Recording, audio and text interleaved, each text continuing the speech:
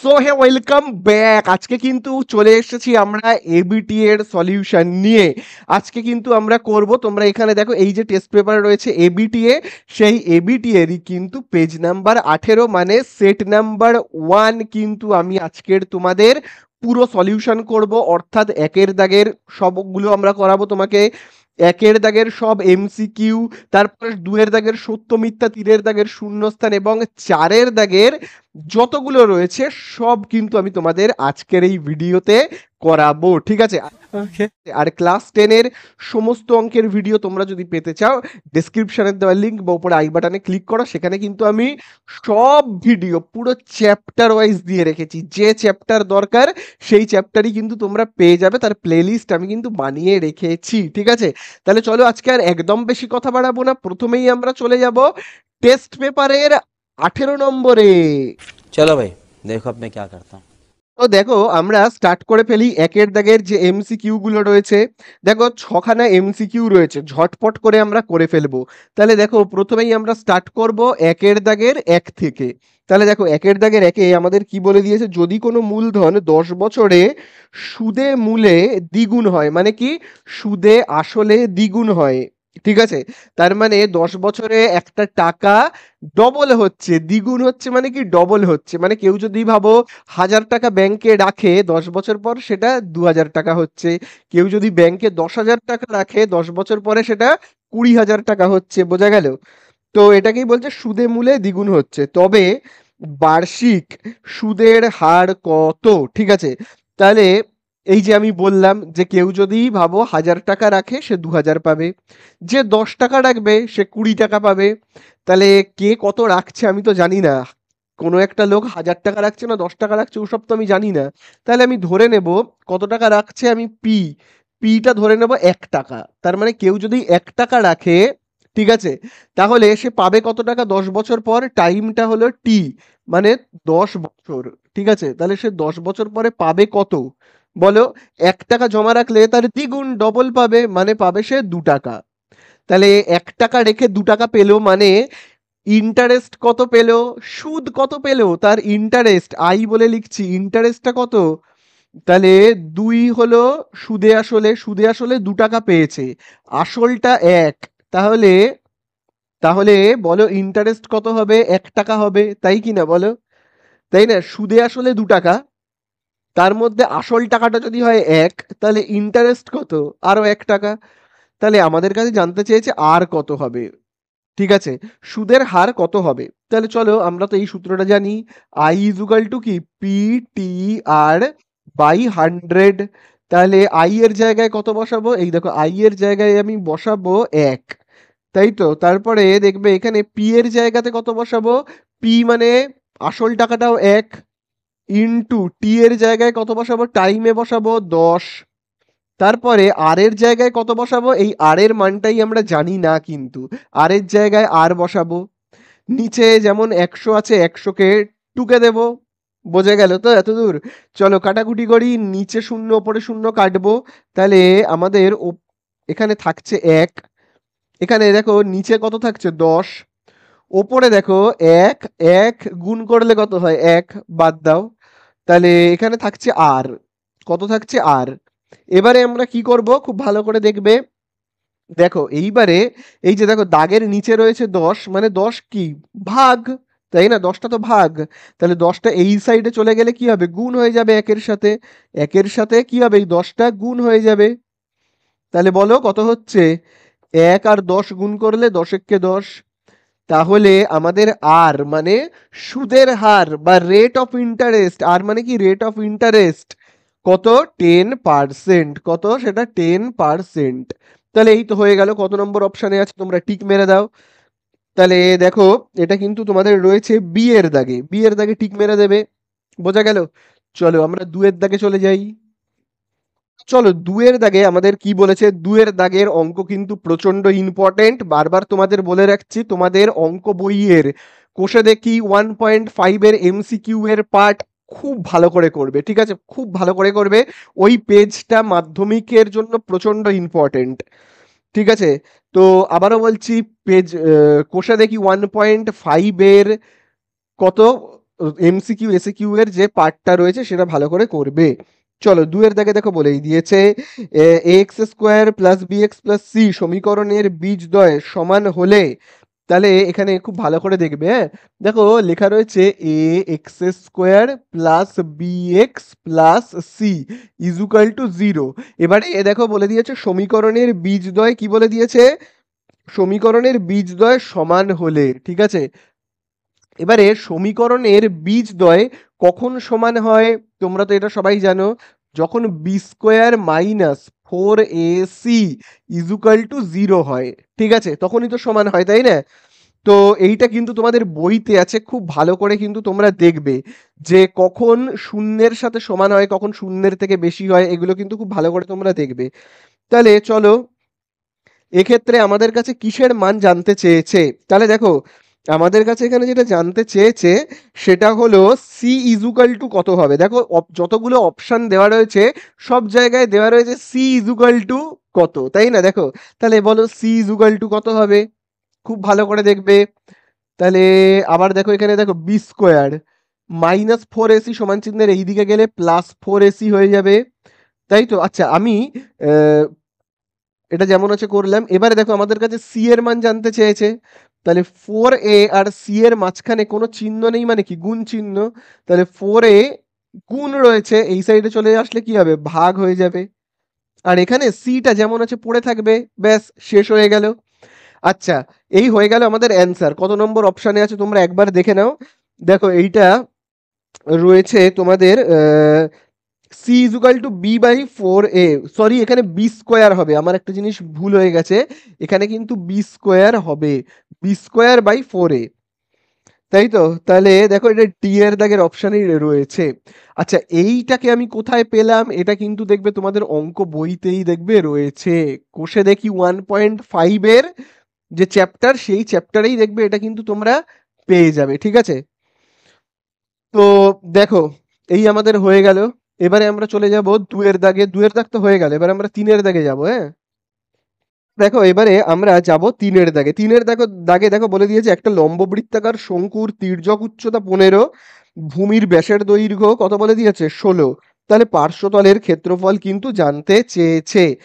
আচ্ছা তাহলে দেখো আমি একটা লম্ববৃত্তাকার, দেখো আমি একটা শঙ্কুকে এখানে এঁকে ফেললাম। ঠিক আছে, শঙ্কু, তাহলে এই হলো একটা শঙ্কু, এই শঙ্কুটার দেখবে বলে দিয়েছে তির্যক উচ্চতা মানে এইটা এল, এল কত বলে দিয়েছে 15।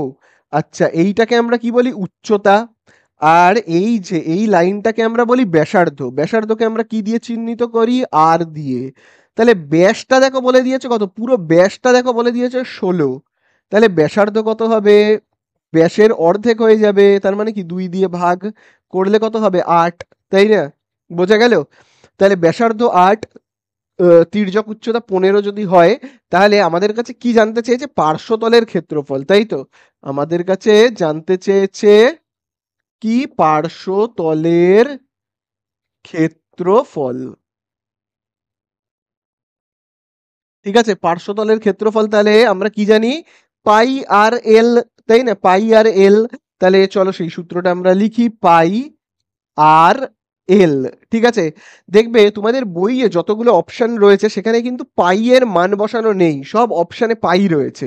তাহলে পাইটাকে আমরা লিখবো, পাই এর জায়গায় 22/7 কিন্তু লিখবো না। ঠিক আছে, আর এর জায়গায় কত লিখবো, আর মানে হলো 8, গুণ চিহ্ন দিয়ে 8 লিখবো কারণ এখানে সব গুণ চিহ্ন। এল এর জায়গায় কত লিখবো, এই দেখো এল মানে হলো 15, তাহলে চলো গুণ করে দিই। তাহলে 8 আর 15 গুণ করলে কত হবে 120, আর পাই যেমন আছে রয়ে গেল।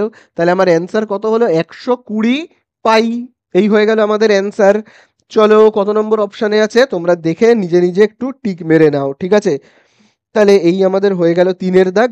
চলো এবারে আমরা চলে যাব কতর দাগে, 4-এর দাগে। তো দেখো এবারে আমরা চলে আসব 4-এর দাগে। তাহলে দেখো 4-এর দাগে দেখবে কি লেখা রয়েছে, দেখবে লেখা রয়েছে 2 কজ, তারপরে 3 থিটা ইজুকাল টু দেখবে লেখা রয়েছে 1, তাই তো? তাহলে আমাদের কাছে জানতে চেয়েছে থিটার মান কত।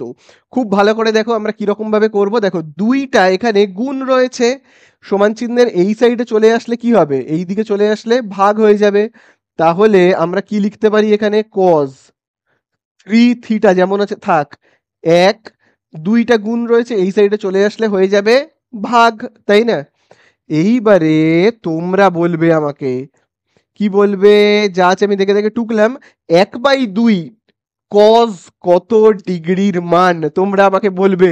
পেজ নাম্বার 299 এ পাবে, তোমাদের অঙ্ক বইয়ের পেজ নাম্বার 299 এ 1/2 কজ কত ডিগ্রির মান। আচ্ছা, আমি কজের মানই কেন জানতে চাইলাম? আরো তো কত কিছু ছিল, ট্যান ছিল, কট ছিল, সাইন ছিল।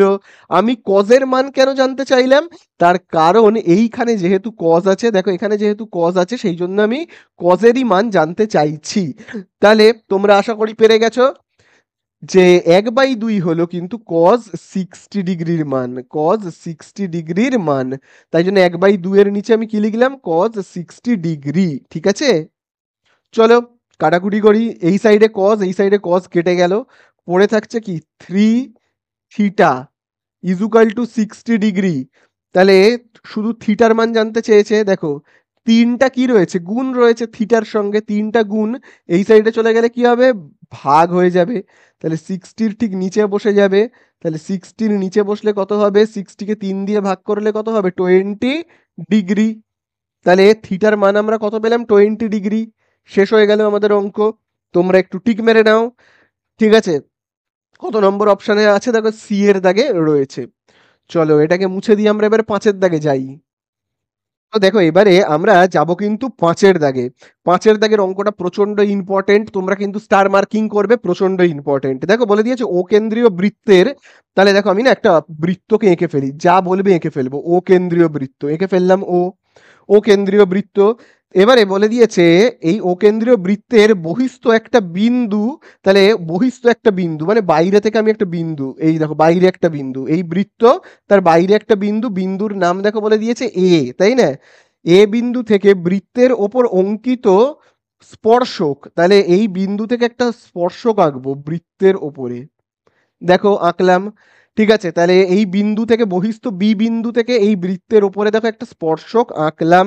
ঠিক আছে, স্পর্শকটা, এই যে স্পর্শকটা মানে এই যে লাইনটা, এই যে সরল রেখাটা যেটা বৃত্তকে স্পর্শ করছে, এই লাইনটা বৃত্তকে কোন বিন্দুতে ছেদ করলো? দেখো বলেই দিয়েছে বি বিন্দুতে ছেদ করলো।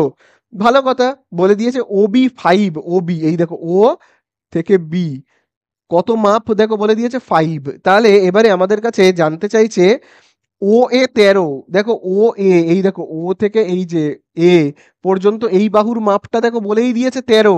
তাহলে আমাদের কাছে জানতে চাইছে এবির দৈর্ঘ্য কত, মানে এই যে এ থেকে এই যে বি, এইটার মাপ কত আমাদের কাছে জানতে চেয়েছে, তাই তো? তাহলে এই যে ত্রিভুজটা আমরা দেখতে পাচ্ছি না, এই ত্রিভুজে খুব ভালো করে মনে রাখবে এই বাহুটাকে বলা হয় অতিভুজ। এই বাহুটাকে বলা হয় কি? অতিভুজ। এটা হলো একটা সমকোণী ত্রিভুজ। ঠিক আছে, কেন বললাম সমকোণী ত্রিভুজ? কারণ দেখো এই লাইনটা হলো লম্ব, এই লাইনটা হলো লম্ব। লম্ব মানে এখানে যে কোণটা সেটা কত ডিগ্রি? 90 ডিগ্রি, তাই না? তাহলে 90 ডিগ্রির বিপরীত বাহু কি হয়? অতিভুজ হয় না? দেখো 90 ডিগ্রির ঠিক উল্টো দিকের বাহু অতিভুজ, এটা হলো অতিভুজ। আর এইটা লম্ব, এটা হলো ভূমি। এবারে তোমরা পিথাগোরাসের সূত্র অ্যাপ্লাই করবে, করে এই যে ভূমির মাপটা মানে এবির মাপটা তোমরা বের করে নেবে। তাহলে আমাদের অতিভুজ কোনটা বললাম আমি? এই যে অতিভুজ হলো তোমার এই যে এই বাহুটা, ও থেকে এ, মানে এই যে ও এ। তাহলে অতিভুজের স্কোয়ার ইজুকাল টু আমরা কি জানি? ভূমি স্কোয়ার প্লাস লম্বর স্কোয়ার। তাহলে বলো ভূমি, ভূমি মানে কোনটা? এই যে এবি, ভূমি মানে হলো এ বি স্কোয়ার প্লাস লম্ব মানে এই যে লম্ব মানে হলো এইটা, দেখো ওবি। তাহলে ওবি তার স্কোয়ার। তাহলে আমরা দেখো কত পাচ্ছি এখানে? এ ওর জায়গায় কত লিখবো? এ ও মানে 13। তাহলে দেখো আমরা লিখবো কত? 13 স্কোয়ার।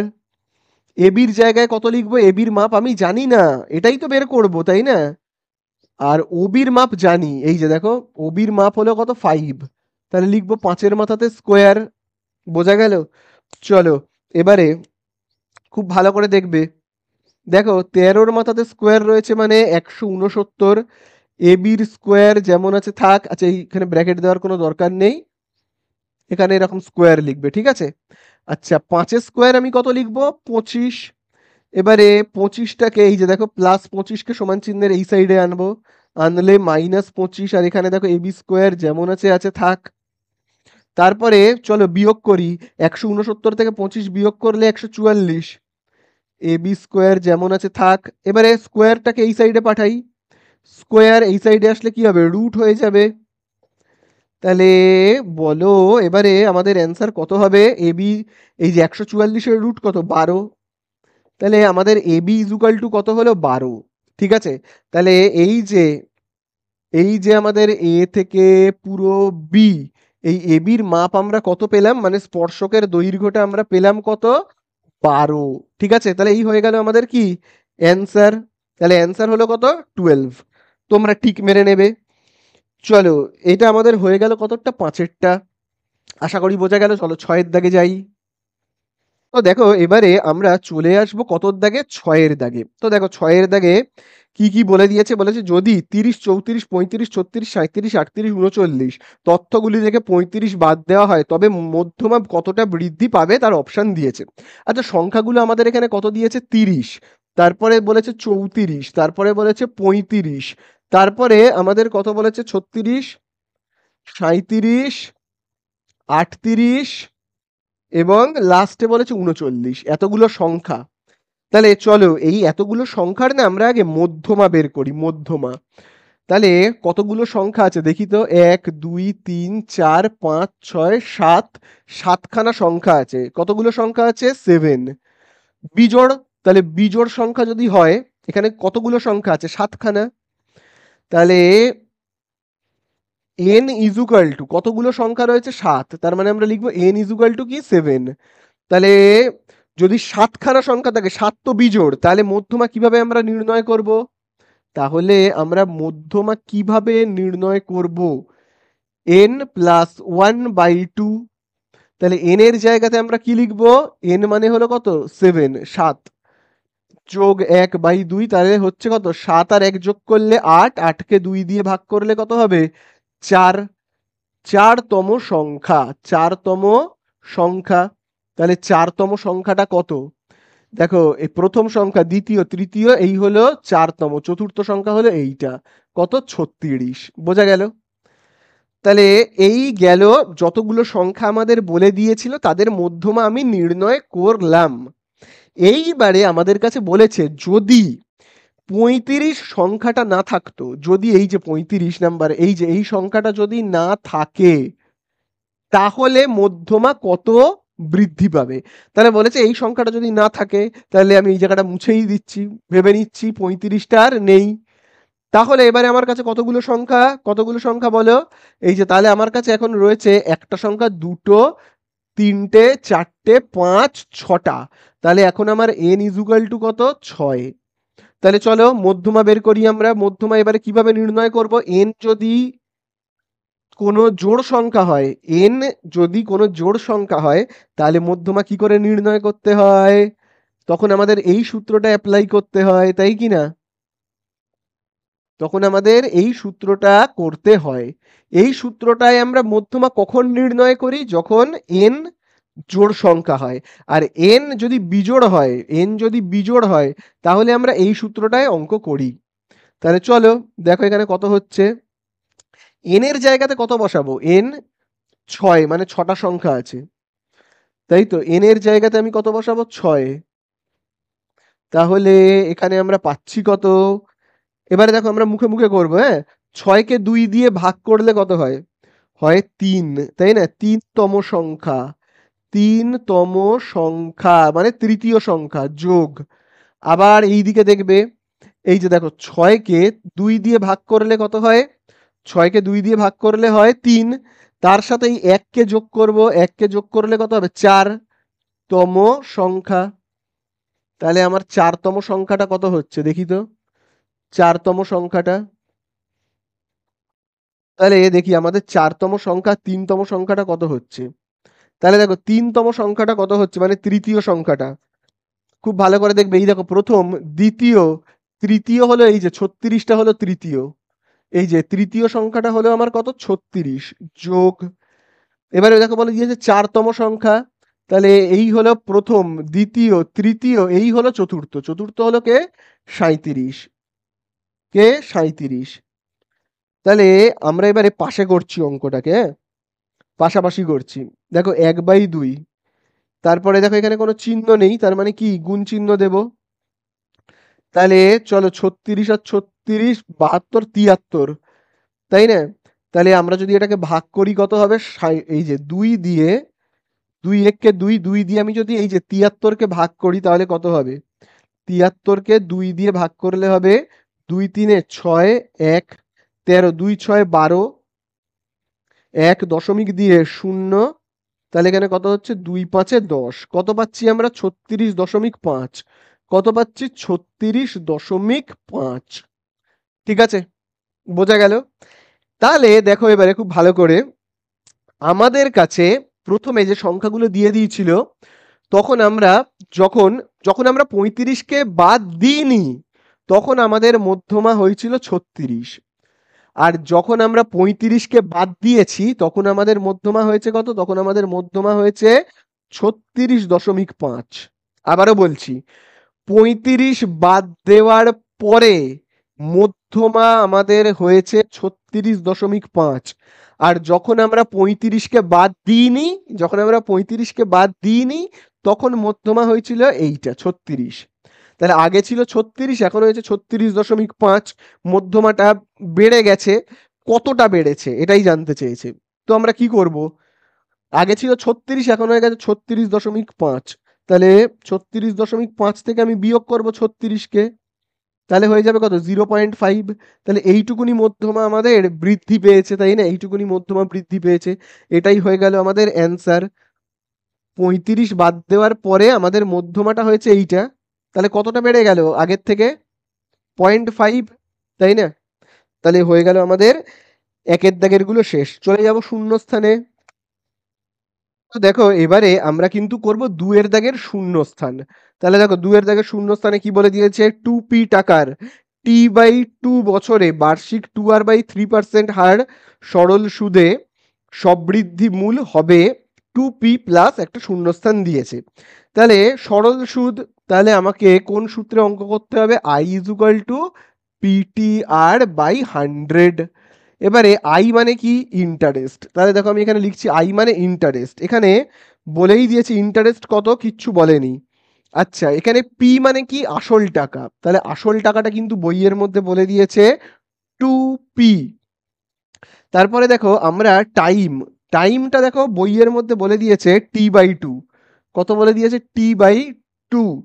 তারপরে দেখবে আর মানে সুদের হার, মানে রেট অফ ইন্টারেস্ট, সেটা দেখবে বলে দিয়েছে 2r/3%।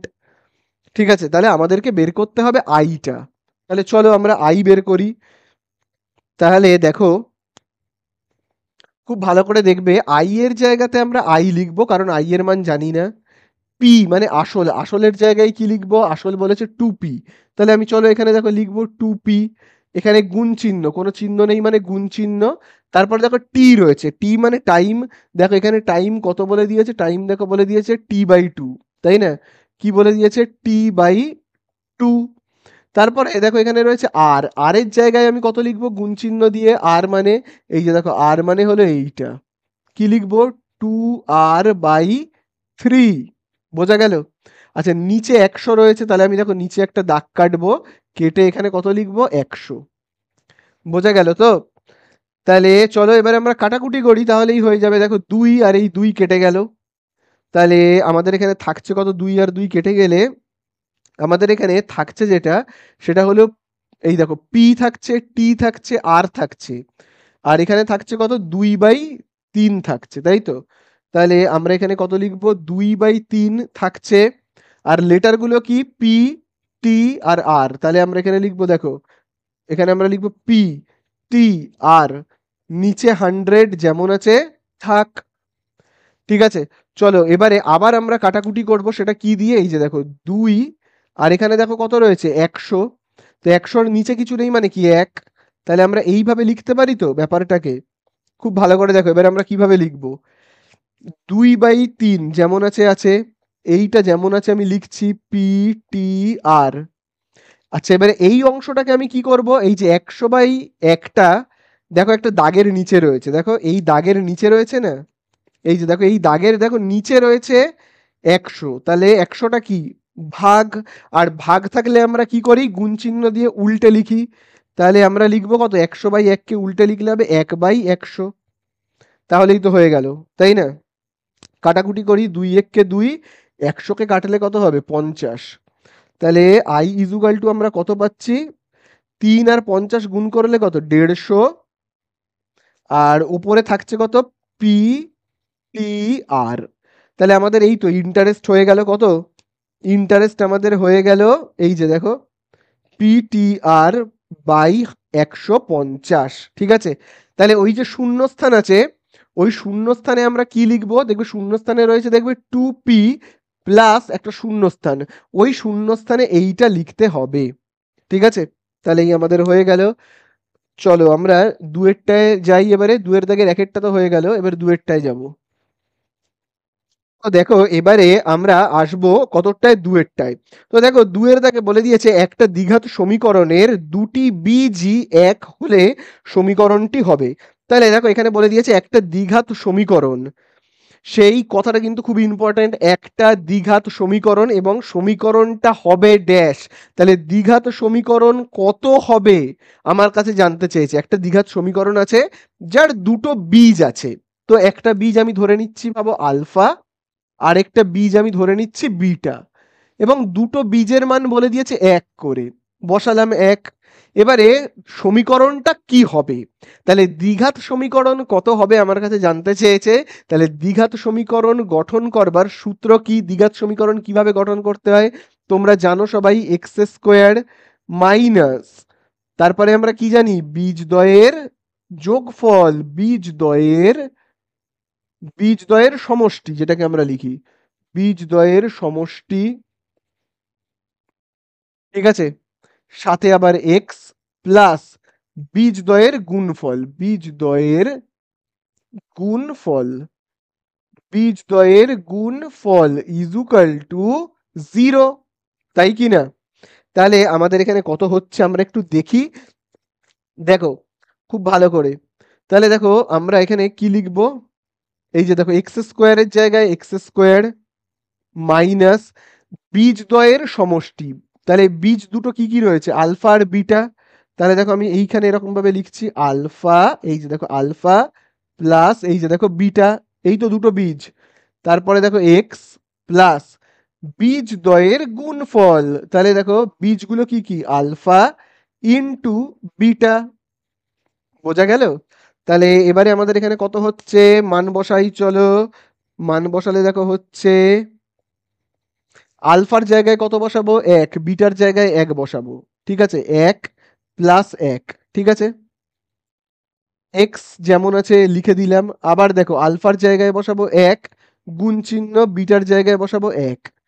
তাহলে এখানে আমরা পাচ্ছি কত, দেখো পাচ্ছি এক্স স্কোয়ার মাইনাস, তাহলে দেখো 1 আর 1 যোগ করলে কত 2x প্লাস 1 আর 1 গুণ করলে কত 1 1 কে 1 0। তাহলে এই আমাদের হয়ে গেল অ্যান্সার। তাহলে আমাদের অ্যান্সার কত হলো বলো বলো, আমাদের অ্যান্সার হলো এইটা, এই যে x square minus 2x plus 1 equal to 0, ঠিক আছে? এই হয়ে গেল আমাদের অ্যান্সার। তো দেখো এইবারে আমরা করব কত দাগেরটা 3-এর দাগেরটা।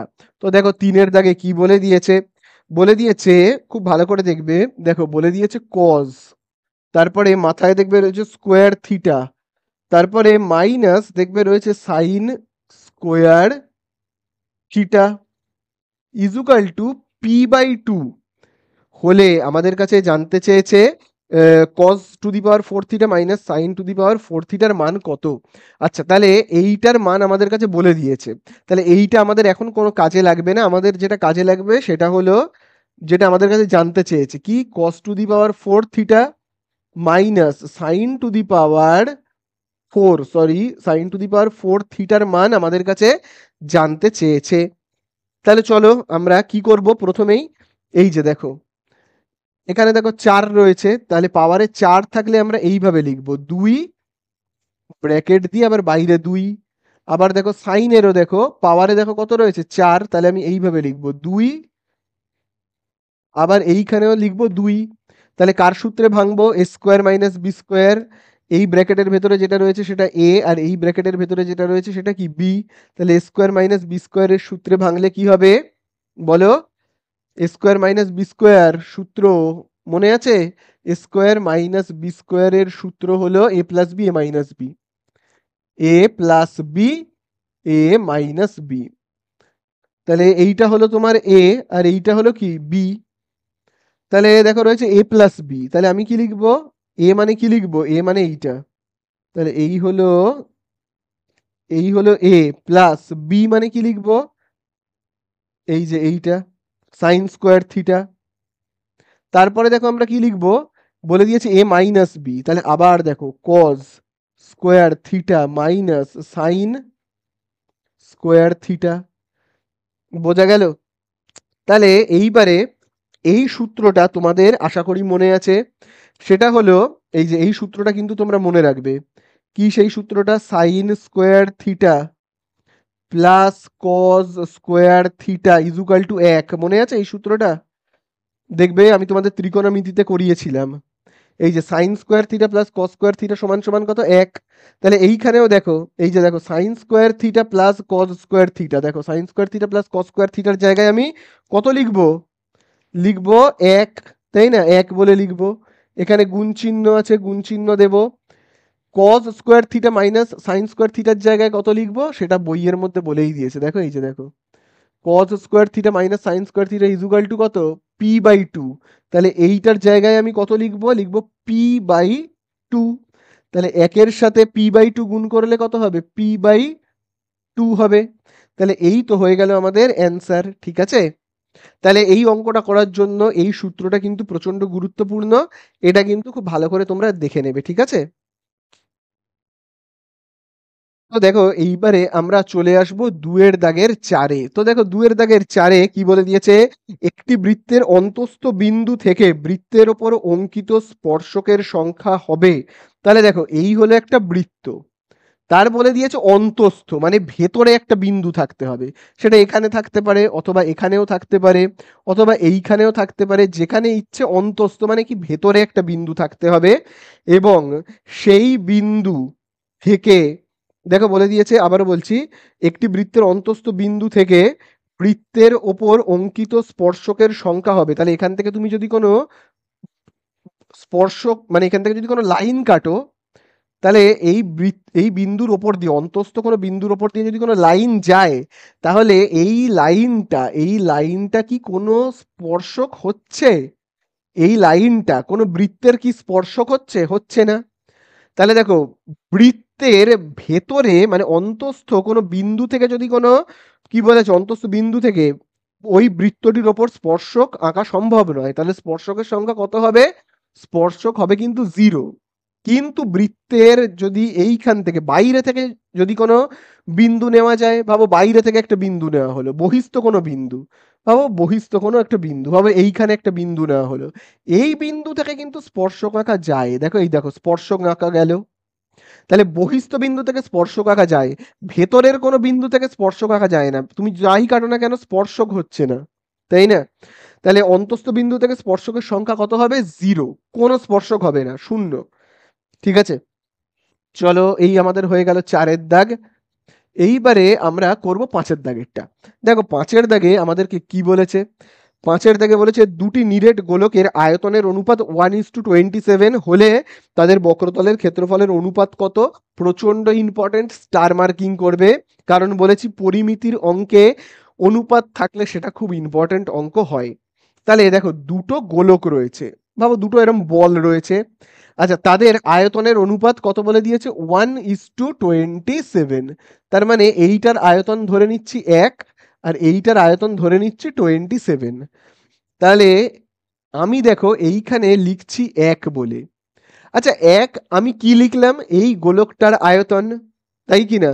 তাহলে এই গোলকটার আয়তন 1 আমি লিখলাম। তাহলে এই দিকে আমি যদি গোলকের আয়তন লিখি, তাহলে আমাকে এই দিকে কি লিখতে হবে? গোলকের আয়তনের সূত্র লিখতে হবে। গোলকের আয়তনের সূত্র, গোলকের আয়তনের সূত্র আমরা কি জানি বলো? 4/3 পাই আর কিউব, তাই কি না? তাহলে আমি দেখো এই দিকে লিখছি 1 বলে। বোঝা গেল? আচ্ছা, এইবারে দেখো আরেকটা দেখো এখানে গোলক রয়েছে, সেই গোলকের আয়তন দেখো কত, 27। আমি দেখো এইদিকে লিখছি 27, ঠিক আছে, 27 লিখলাম। এইবারে 27 আমি কি লিখলাম, এই গোলকটার আয়তন, তাই তো? তাহলে এই দিকে আমি যদি আয়তনের মাপটাকে লিখি, তাহলে এই দিকে আমি কি লিখবো, আয়তনের সূত্র। তাহলে আয়তনের সূত্র আমরা কি জানি, এই গোলকের আয়তনের সূত্র কি হবে, 4/3 পাই আর কিউব। বোঝা গেল? কিন্তু দেখো এইখানকার আর এর যা মাপ হবে এখানকার আর এর তো ঠিক সেই একই মাপ হবে না, তাই না? তার তার কারণ এইটার আয়তন 1 আর এইটার আয়তন 27। তাহলে দুজনের আর কিন্তু আলাদা, ঠিক আছে? তো দুজনের আর যেহেতু আলাদা, তাহলে এই আরটাকে আমি ধরে নেব R1 আর এইটার আরকে আমি ধরে নেব R2, যাতে আমি বুঝতে পারি R1 মানে হলো এই গোলকটার ব্যাসার্ধ আর R2 মানে হলো এই গোলকটার ব্যাসার্ধ, যাতে আমার গুলিয়ে না যায়, সেই জন্য R1 R2 করে নেব। তাহলে দেখো আমি এখানে লিখবো R1 আর এখানে লিখবো R2, ঠিক আছে? চলো এবারে আমরা কাটাকুটি করি। দেখো 4/3 4/3 কাটবে, পাই আর পাই কাটবে, তাহলে আমরা এখানে পাচ্ছি কত, দেখো পাচ্ছি R1 মাথাতে কিউব, আবার দেখো R2 মাথাতে কিউব, তাই না? আর এদিকে থাকছে কত, 1/27। এবারে এই যে কিউবগুলো দেখতে পাচ্ছ, কিউবগুলো, এই কিউবগুলোকে এই সাইডে পাঠাবো। তাহলে R1/R2 ইজুকাল টু কত হবে, 1/27। তাহলে ঘনমূল হবে, ঘনমূল, ঠিক আছে?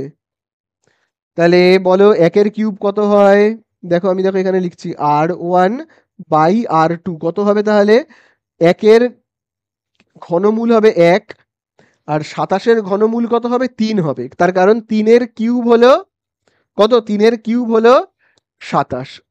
তাহলে আমরা এইটার ব্যাসার্ধ, এই গোলকটার ব্যাসার্ধ কত পেলাম, 1। কারণ দেখো R1 মানে কত পেয়েছি, দেখো R1 মানে 1, আর দেখো R2 মানে কত পেয়েছি, 3 পেয়েছি, R2 মানে কত পেয়েছি, 3 পেয়েছি, মানে এইটার ব্যাসার্ধ 3, এইটার ব্যাসার্ধ 1। এবারে আমাদের কাছে কি জানতে চেয়েছে, জানতে চেয়েছে বক্রতলের ক্ষেত্রফলের অনুপাত, মানে এইটা আর এইটার বক্রতলের ক্ষেত্রফলের অনুপাত আমায় বের করতে হবে। তাহলে দেখো বক্রতলের ক্ষেত্রফলের অনুপাতের সূত্র আমরা কি জানি, তাহলে দেখো এইটার বক্রতলের ক্ষেত্রফল হবে 4πr²,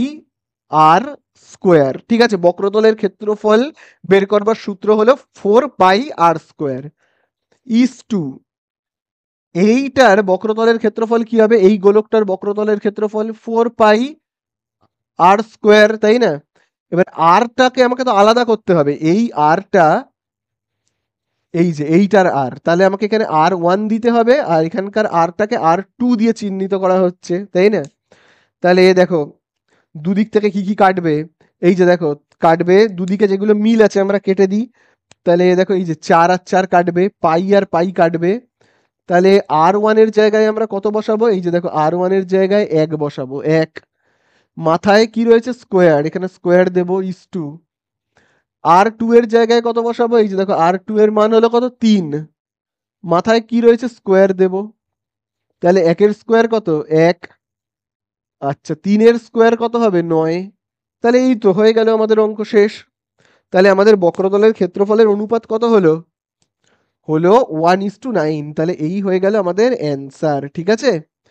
চলো এবারে আমরা চলে যাব, তো দেখো এবারে আমরা করব কতটা, লাস্ট রয়েছে এখানে 6-এরটা। তো দেখো 6-এর দাগে কি বলেছে, 6-এর দাগে দেখবে বলে দিয়েছে, খুব ভালো করে দেখবে, বলে দিয়েছে গড়, মধ্যমা ও সংখ্যাগুরুর মান হলো ড্যাশ প্রবণতার মাপক, ওই শূন্যস্থানে বসবে কেন্দ্রীয় প্রবণতার মাপক। কি বসবে, কেন্দ্রীয় প্রবণতার মাপক। তাহলে শূন্যস্থানে কি বসবে, কেন্দ্রীয়, ঠিক আছে? চলো এবারে আমরা সত্য মিথ্যায় যাই। তাহলে দেখো এখানে 3-এর দাগের একে বলে দিয়েছে একটা যৌথ ব্যবসায় এ এর মূলধন 1200 টাকা ও লভ্যাংশ 180 টাকা, যদি মোট লাভ 300 টাকা হয় তবে বি এর মূলধন 800 টাকা। তো দেখো প্রথম জন এ, চলো এ এর আহ, কত টাকা মূলধন, মানে কত টাকা ইনভেস্ট করেছে সে ব্যবসাতে, সে কত টাকা ব্যবসায় ঢেলেছে, 1200 টাকা, এবং লাভ করেছে কত, লাভও দেখো বলে দিয়েছে কত, লাভ দেখো বলে দিয়েছে 180 টাকা। এবারে আমরা আসবো বি তে। চলো দেখি বি এর মূলধন কত বলেছে, দেখি বি এর মূলধন। দেখো বি এর মূলধন বলেছে 800 টাকা, তাই তো। আর লাভ কত বলেছে, খুব ভালো করে কিন্তু দেখবে। লাভ বলেছে মোট লাভ 300। 300 টাকাটা কিন্তু মোট লাভ। বি এর লাভ 300 নয়, বি এর লাভ 300 নয়, মোট লাভ 300। তার মধ্যে 180 টাকা লাভ কে নিচ্ছে, এ। 300 টাকা টোটাল লাভ। তার মধ্যে এ যদি পেয়ে যায় 180 টাকা, তাহলে বি এর লাভ কত, 180কে বিয়োগ করলেই আমরা পেয়ে যাব 120 টাকা। তাই কি না, বোঝা গেল? এইবারে আমাদের কাছে বলছে এইটা কি সত্যি যে বি এর মূলধন কি সত্যি 800 আর লাভটা কি সত্যি 120, এটা কি সত্য না মিথ্যা? তাহলে আমরা কিভাবে করব দেখো। সবসময় এই সূত্রটা জানবে, মূলধনের অনুপাত যা হবে, মূলধনের অনুপাত যা হবে, মূলধনের অনুপাত যা হবে মানে যে যেরকম মূলধন আনবে সে সেরকম লাভ বাড়ি নিয়ে যাবে। আমি যদি বাড়ি থেকে বেশি টাকা আনি আমি বেশি লাভ নেব, আমি কম টাকা আনলে কম লাভ নেব। এ আর বি এর মধ্যে যে বেশি টাকা আনবে সে বেশি লাভ নেবে, যে কম টাকা আনবে বাড়ি থেকে সে কম লাভ নেবে। তাহলে মূলধনের অনুপাত ইজুকাল টু, মনে রাখবে, লভ্যাংশের অনুপাত। ঠিক আছে, লভ্যাংশের অনুপাত, লভ্যাংশের লভ্যাংশের অনুপাত, এই সূত্রটা মনে রাখবে। এই দুটো অনুপাত না সর্বদা সমান হয়। তো দেখি সমান এখানে হচ্ছে কিনা। মূলধনের অনুপাত, আচ্ছা এর মূলধন কত, 1200 ইস টু বি এর মূলধন কত, 800। এই অনুপাতটা যা হবে লভ্যাংশের অনুপাত তাই হবে। দেখো এর লাভ কত, 180 ইস টু বি এর লাভ কত, 120। দেখি তো দুটো সমান হচ্ছে। দুটো শূন্য কাটি, দুটো শূন্য কাটলাম। তাহলে 12 আর 8, দুজনকে 4 দিয়ে ভাগ করলে হবে 4 3 12, 4 2 8। এবার এই সাইডে আসি, শূন্য শূন্য কাটি, 6 দিয়ে 18কে ভাগ করলে কত হবে, 6 3 18, 6 2 12। তাহলে দেখো লভ্যাংশের মূলধনের অনুপাত আর লভ্যাংশের অনুপাত দেখো দুটোই সেম হচ্ছে, একই হচ্ছে কিনা বলো, একই হচ্ছে তো। তাহলে আমরা বলবো এটা একটা সত্য কথা। তাহলে আমাদের অ্যান্সারে কি হবে, হবে সত্য। ঠিক আছে, তাহলে 3-এর দাগের 1-এরটা আমার কি হলো, সত্য। চলো এবারে আমরা 2-এরটায় যাই। চলো 2-এর দাগেরটায় কি বলছে, দেখো 2-এর দাগেরটায় বলেছে এ ভ্যারিসাস বি এবং বি ভ্যারিসাস সি হলে এ প্লাস বি ভ্যারিসাস সি। এটা কি সত্য না মিথ্যা? তাহলে দেখো প্রথমে বলছে এ ভ্যারিসাস, প্রথমে দেখবে বলে দিয়েছে এ ভ্যারিসাস বি, ভালো কথা। তারপরে কি বলছে, বি ভ্যারিসাস সি। তাহলে চলো এখানে আমরা কিরকম ভাবে করব, ভেদের অঙ্ক যেভাবে আমরা করতাম। আমি যদি ভ্যারিসাস তুলতে চাই, এই ভ্যারিসাসটাকে তুলে দিতে চাই, তাহলে আমরা কি লিখবো, এ সমান চিহ্ন দেব এবং ধ্রুবক লিখবো কে বলে, কে। আর এখানে বিটা যেমন আছে লিখে দেব। একই কাজ আমাকে এখানেও করতে হবে, একই কাজ আমাকে এখানেও করতে হবে। বি ভ্যারিসাস তুলতে গেলে সমান চিহ্ন দিয়ে কে, আর এখানে সি লিখতে হবে। এবারে দেখো যেহেতু দুটো কে হয়ে যাচ্ছে, তাহলে আমি সেটাকে কিভাবে আলাদা করব, দুটো একই লেটার হয়ে যাচ্ছে কে, তাহলে এটাকে আমি K1 আর এটাকে আমি কি বলবো, K2। আচ্ছা এখানে কিন্তু অবশ্যই তোমরা লিখে নেবে K1 হলো অশূন্য ভেদ ধ্রুবক, K2 অশূন্য ভেদ ধ্রুবক, তোমরা একটু লিখে নেবে। যদি না লেখো তাও হবে, সত্য মিথ্যে 1 নম্বরের এমসিকিউ তো। তাহলে এখানে আবার দেখো আমরা কিভাবে করব, এ এখানে দেখো K1 যেমন আছে লিখলাম, এখানে দেখো রয়েছে বি। এই বি এর জায়গাতে আমরা না আর বি লিখবো না, কি লিখবো, বি ইজুকাল টু কত, B is equal to K2 C. তাহলে এই বি এর জায়গাতে আমি কি লিখবো, বি এর জায়গাতে আমি লিখবো K2 সি। ঠিক আছে, তাহলে বি এর জায়গাতে আমি লিখলাম K2 সি। ঠিক আছে, এইবারে আমাদের কাছে জানতে চেয়েছে যে এ প্লাস বি ভ্যারিসাস সি কি হয় কি হয় না, এ প্লাস বি ভ্যারিসাস কি সি হয় কি হয় না, এটা আমাদের কাছে জানতে চেয়েছে। তো দেখি কত হয়, এ প্লাস বি ভ্যারিসাস কি হয় না হয়। তাহলে আমি এইখান থেকে দাগ কেটে আবার নিচ থেকে করছি। আমার কাছে জানতে চেয়েছে এ প্লাস বি ভ্যারিসাস সি হচ্ছে কিনা, তাই তো? তাহলে আমি লিখলাম a প্লাস বি। তাহলে এর জায়গায় কত বসাবো? এর মান বলো কত? এই যে দেখো এর মান হলো এইটা, সরি, এর মান হলো এই যে দেখো এইটা, এইটা হলো আমার এর মান। তাহলে এর জায়গাতে আমি কি লিখবো? k1 k2 c plus b এর জায়গাতে কি লিখবো? এই যে দেখো বি এর মান কি, বলো বি এর মান কি?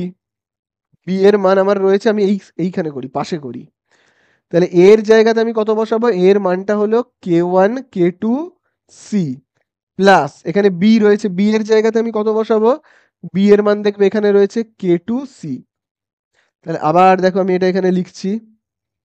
আচ্ছা, কমন নেব। দেখো এখানেও সি এখানেও সি, তাহলে আমি কমন নেব সি কে। সি যদি কমন নিই তাহলে পড়ে থাকছে কি? পড়ে থাকছে k1 k2 প্লাস এখানে আবার k2। k2 কে আমরা কমন নিলাম না, দেখো k2 কিন্তু কমন যেত, কিন্তু কমন নিলাম না কেন বলো তো? দেখো কে হলো কি ধ্রুবক, যে কোনো কে, সে k1 হতে পারে, k2 হতে পারে, k3 হতে পারে, এগুলো হলো কি ধ্রুবক। আমাদের সব সময় উদ্দেশ্য হবে ধ্রুবকগুলোকে না একই জায়গায় এনে জড়ো করা, সমস্ত ধ্রুবককে এনে একই জায়গায় জড়ো করব আমরা। ঠিক আছে, দেখো একটা ব্র্যাকেটের মধ্যে জড়ো করে রাখলাম। তাহলে a প্লাস বি, এবারে আমি যদি এই সমান চিহ্নটাকে তুলতে চাই তাহলে কি হবে বলো? সমান চিহ্ন তুলতে গেলে ভ্যারিসাস আনতে হবে, আর যেগুলো ধ্রুবক মানে কে যুক্ত পদ যেগুলো ধ্রুবক সেইগুলোকে তুলে দিতে হবে, দিয়ে শুধুমাত্র এইটাকে লিখতে হবে, তাই না? তাহলে দেখো, যখন ভ্যারিসাস থাকে, ভাবো কোনো জায়গায় ভ্যারিসাস রয়েছে, আমি সমান চিহ্ন আনতে চাই, তখন আমরা কি করি? ভ্যারিসাস তুলে দিয়ে সমান চিহ্ন দিই এবং একটা ধ্রুবক লিখি, দেখো k1 ধ্রুবক বলে লিখি। ঠিক উল্টোটা, যখন আমি সমান চিহ্নটা এবারে তুলে দিয়ে আবার ভ্যারিসাসকে ফিরিয়ে আনবো, তখন যা যা ধ্রুবক রয়েছে কে দিয়ে যা যা রয়েছে সব তুলে দেব। ঠিক আছে, দিয়ে আমরা কি করব? ধ্রুবকগুলোকে তুলে দিয়ে সমান চিহ্নের জায়গায় ভ্যারিসাস লিখবো, হয়ে গেল। তাহলে এইটা তো আমাদের সত্য, এটাই তো বলেছে, তাই না? বোঝা গেল তো? চলো এবারে আমরা যাব তিনের দাগে।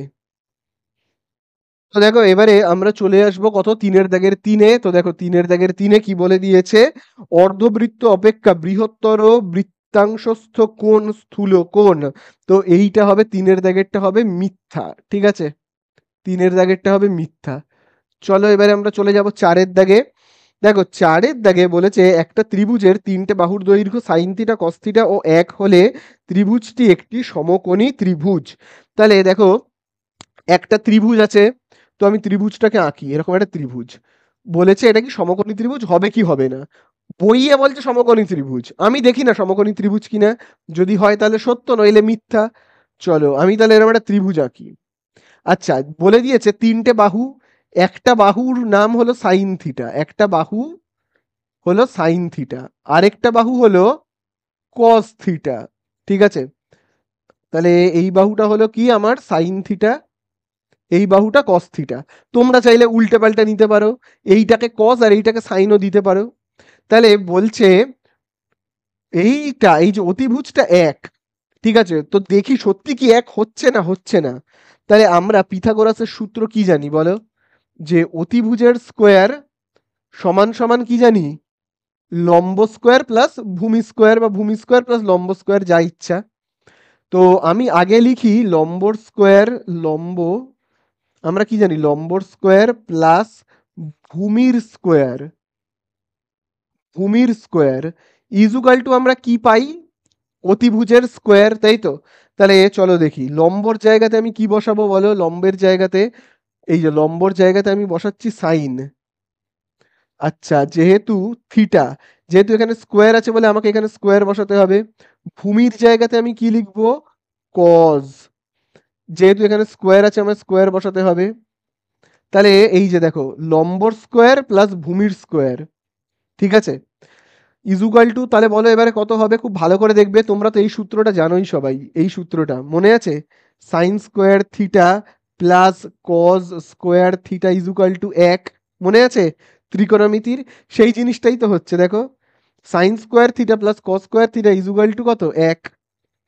তাহলে ব্যাপারটা কি হলো? লম্ব স্কোয়ার প্লাস ভূমি স্কোয়ার ইজুকাল টু এই যে অতিভুজ তার স্কোয়ার, মানে একের স্কোয়ার মানে কি হয়, একের স্কোয়ার মানে তো সেই একই হয়, তাই না?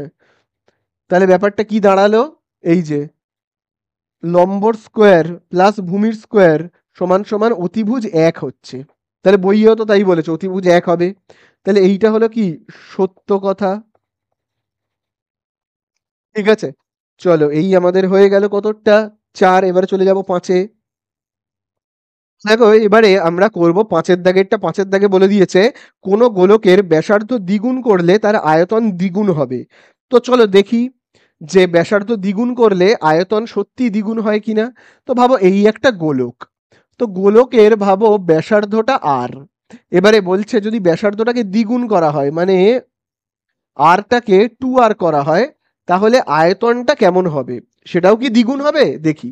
তাহলে এই গোলকটার আয়তন কত, 4/3 পাই আর কিউব, তাই তো? এইটার আয়তন হবে কত, 4/3 পাই আর কিউব।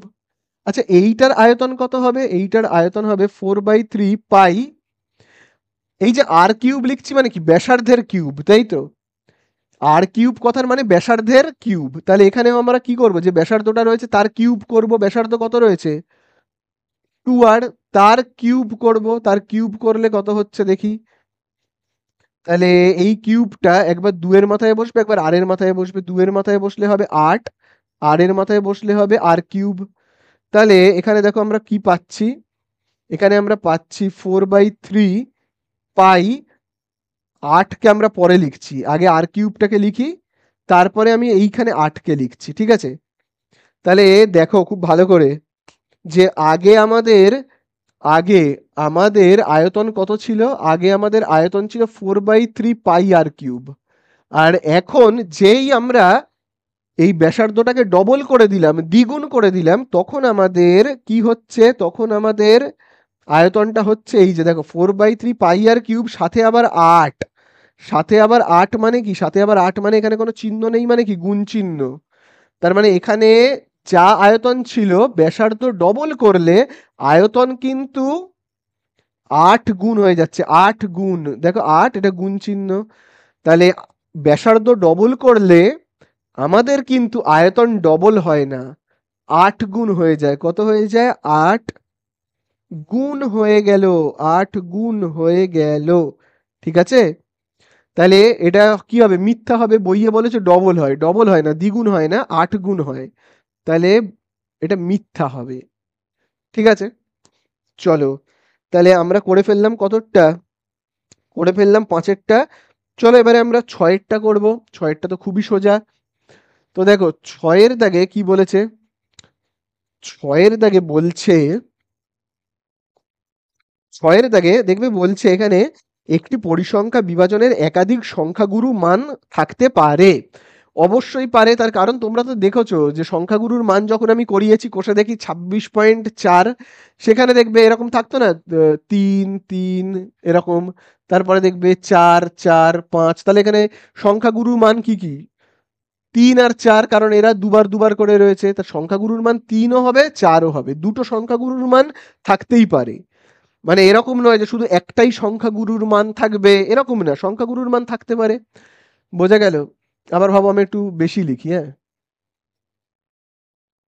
তাহলে বলো এবার সংখ্যাগুরুর মান কত, 5 3টে রয়েছে, 6 3টে রয়েছে, তাহলে 5 আর 6 হলো সংখ্যাগুরুর মান। তো সংখ্যাগুরুর মান কতগুলো, কটা এলো অ্যান্সারে, দুটো এলো, 5 আর 6 হতেই পারে, তাই না? তাহলে সংখ্যাগুরুর মান একাধিক হতে পারে, দুটো কেন, 3টে 4টে অনেকগুলো হতে পারে। ঠিক আছে, তাহলে এই আমাদের হয়ে গেল। এবারে আমরা চলে যাব 4-এর দাগে। তাহলে এর অ্যান্সারটা হবে কি সত্য, কারণ একদিক সংখ্যাগুরুর মান হতে পারে। চলো এবারে আমরা চলে যাব 4-এর দাগের 1-এ। 4-এর দাগের 1-এর অঙ্কগুলোর জন্য যেহেতু 2 নাম্বার আছে, তাই জন্য একটু লিখে লিখে করতে হবে। 400 টাকার 2 বছরের সমূল চক্রবৃদ্ধি 441 টাকা হলে বার্ষিক চক্রবৃদ্ধি সুদের হার কত আমাদের কাছে জানতে চেয়েছে। তাহলে চক্রবৃদ্ধি বলেছে মানে আমাকে এই সূত্রটা দিয়ে অঙ্ক করতে হবে। ঠিক আছে, এই সূত্রটা দিয়ে কিন্তু আমাদের অঙ্ক করতে হবে। আচ্ছা এখানে এ মানে কি, পি মানে কি, চলো এগুলো আমাদের তো একটু দেখে নিতে হবে। এই অঙ্কটা কিন্তু প্রচন্ড ইম্পর্টেন্ট। তাহলে দেখো এ মানে হলো সুদে আসলে কত টাকা পাওয়া যাচ্ছে? 441।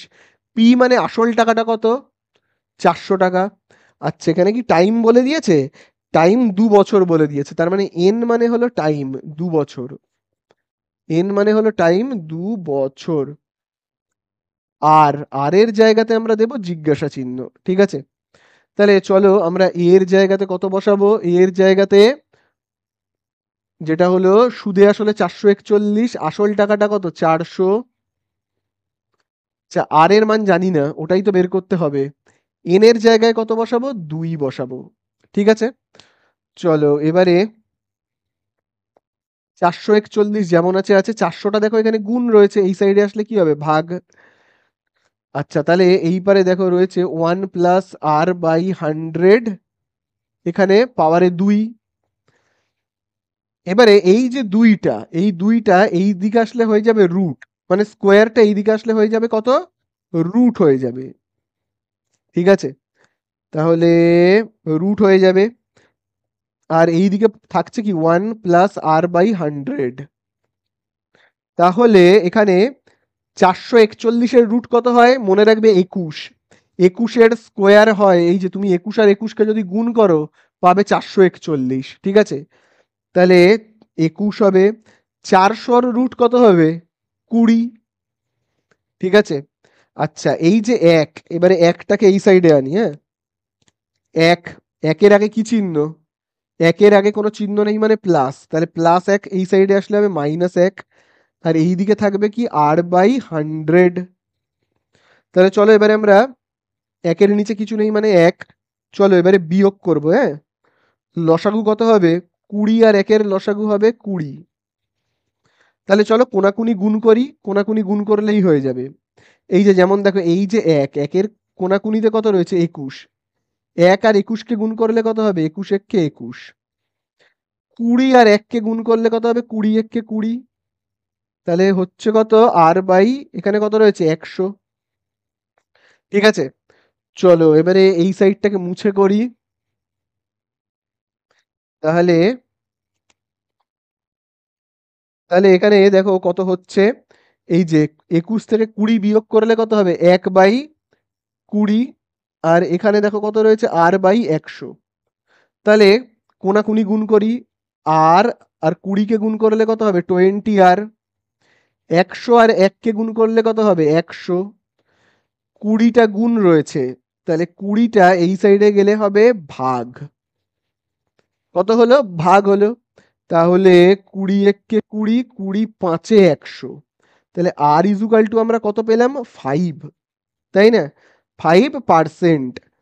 তাহলে আমাদের অ্যান্সারটা কত হলো? 5%।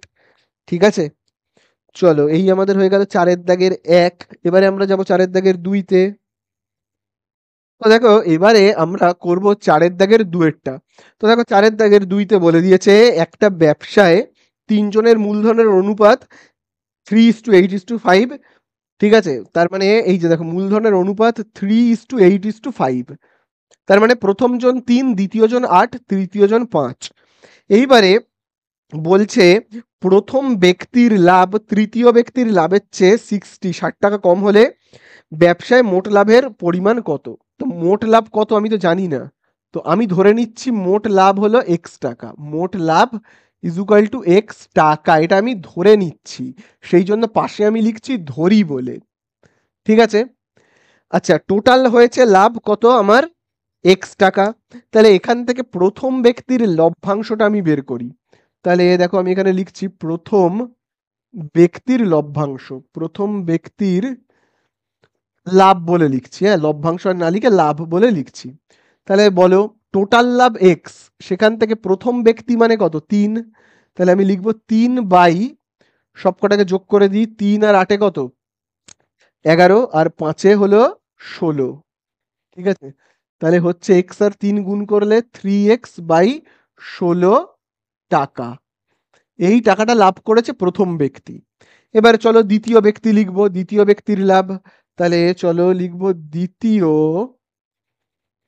সরি দ্বিতীয় আমরা করব না, দ্বিতীয় করার কোনো দরকার নেই, এখানে তৃতীয়টা করব, কারণ প্রথম আর তৃতীয়র মধ্যে কম্পিটিশন হচ্ছে, কে বেশি লাভ করবে কে কম লাভ করবে, কম্পিটিশন হচ্ছে কার কার, প্রথম আর তৃতীয়।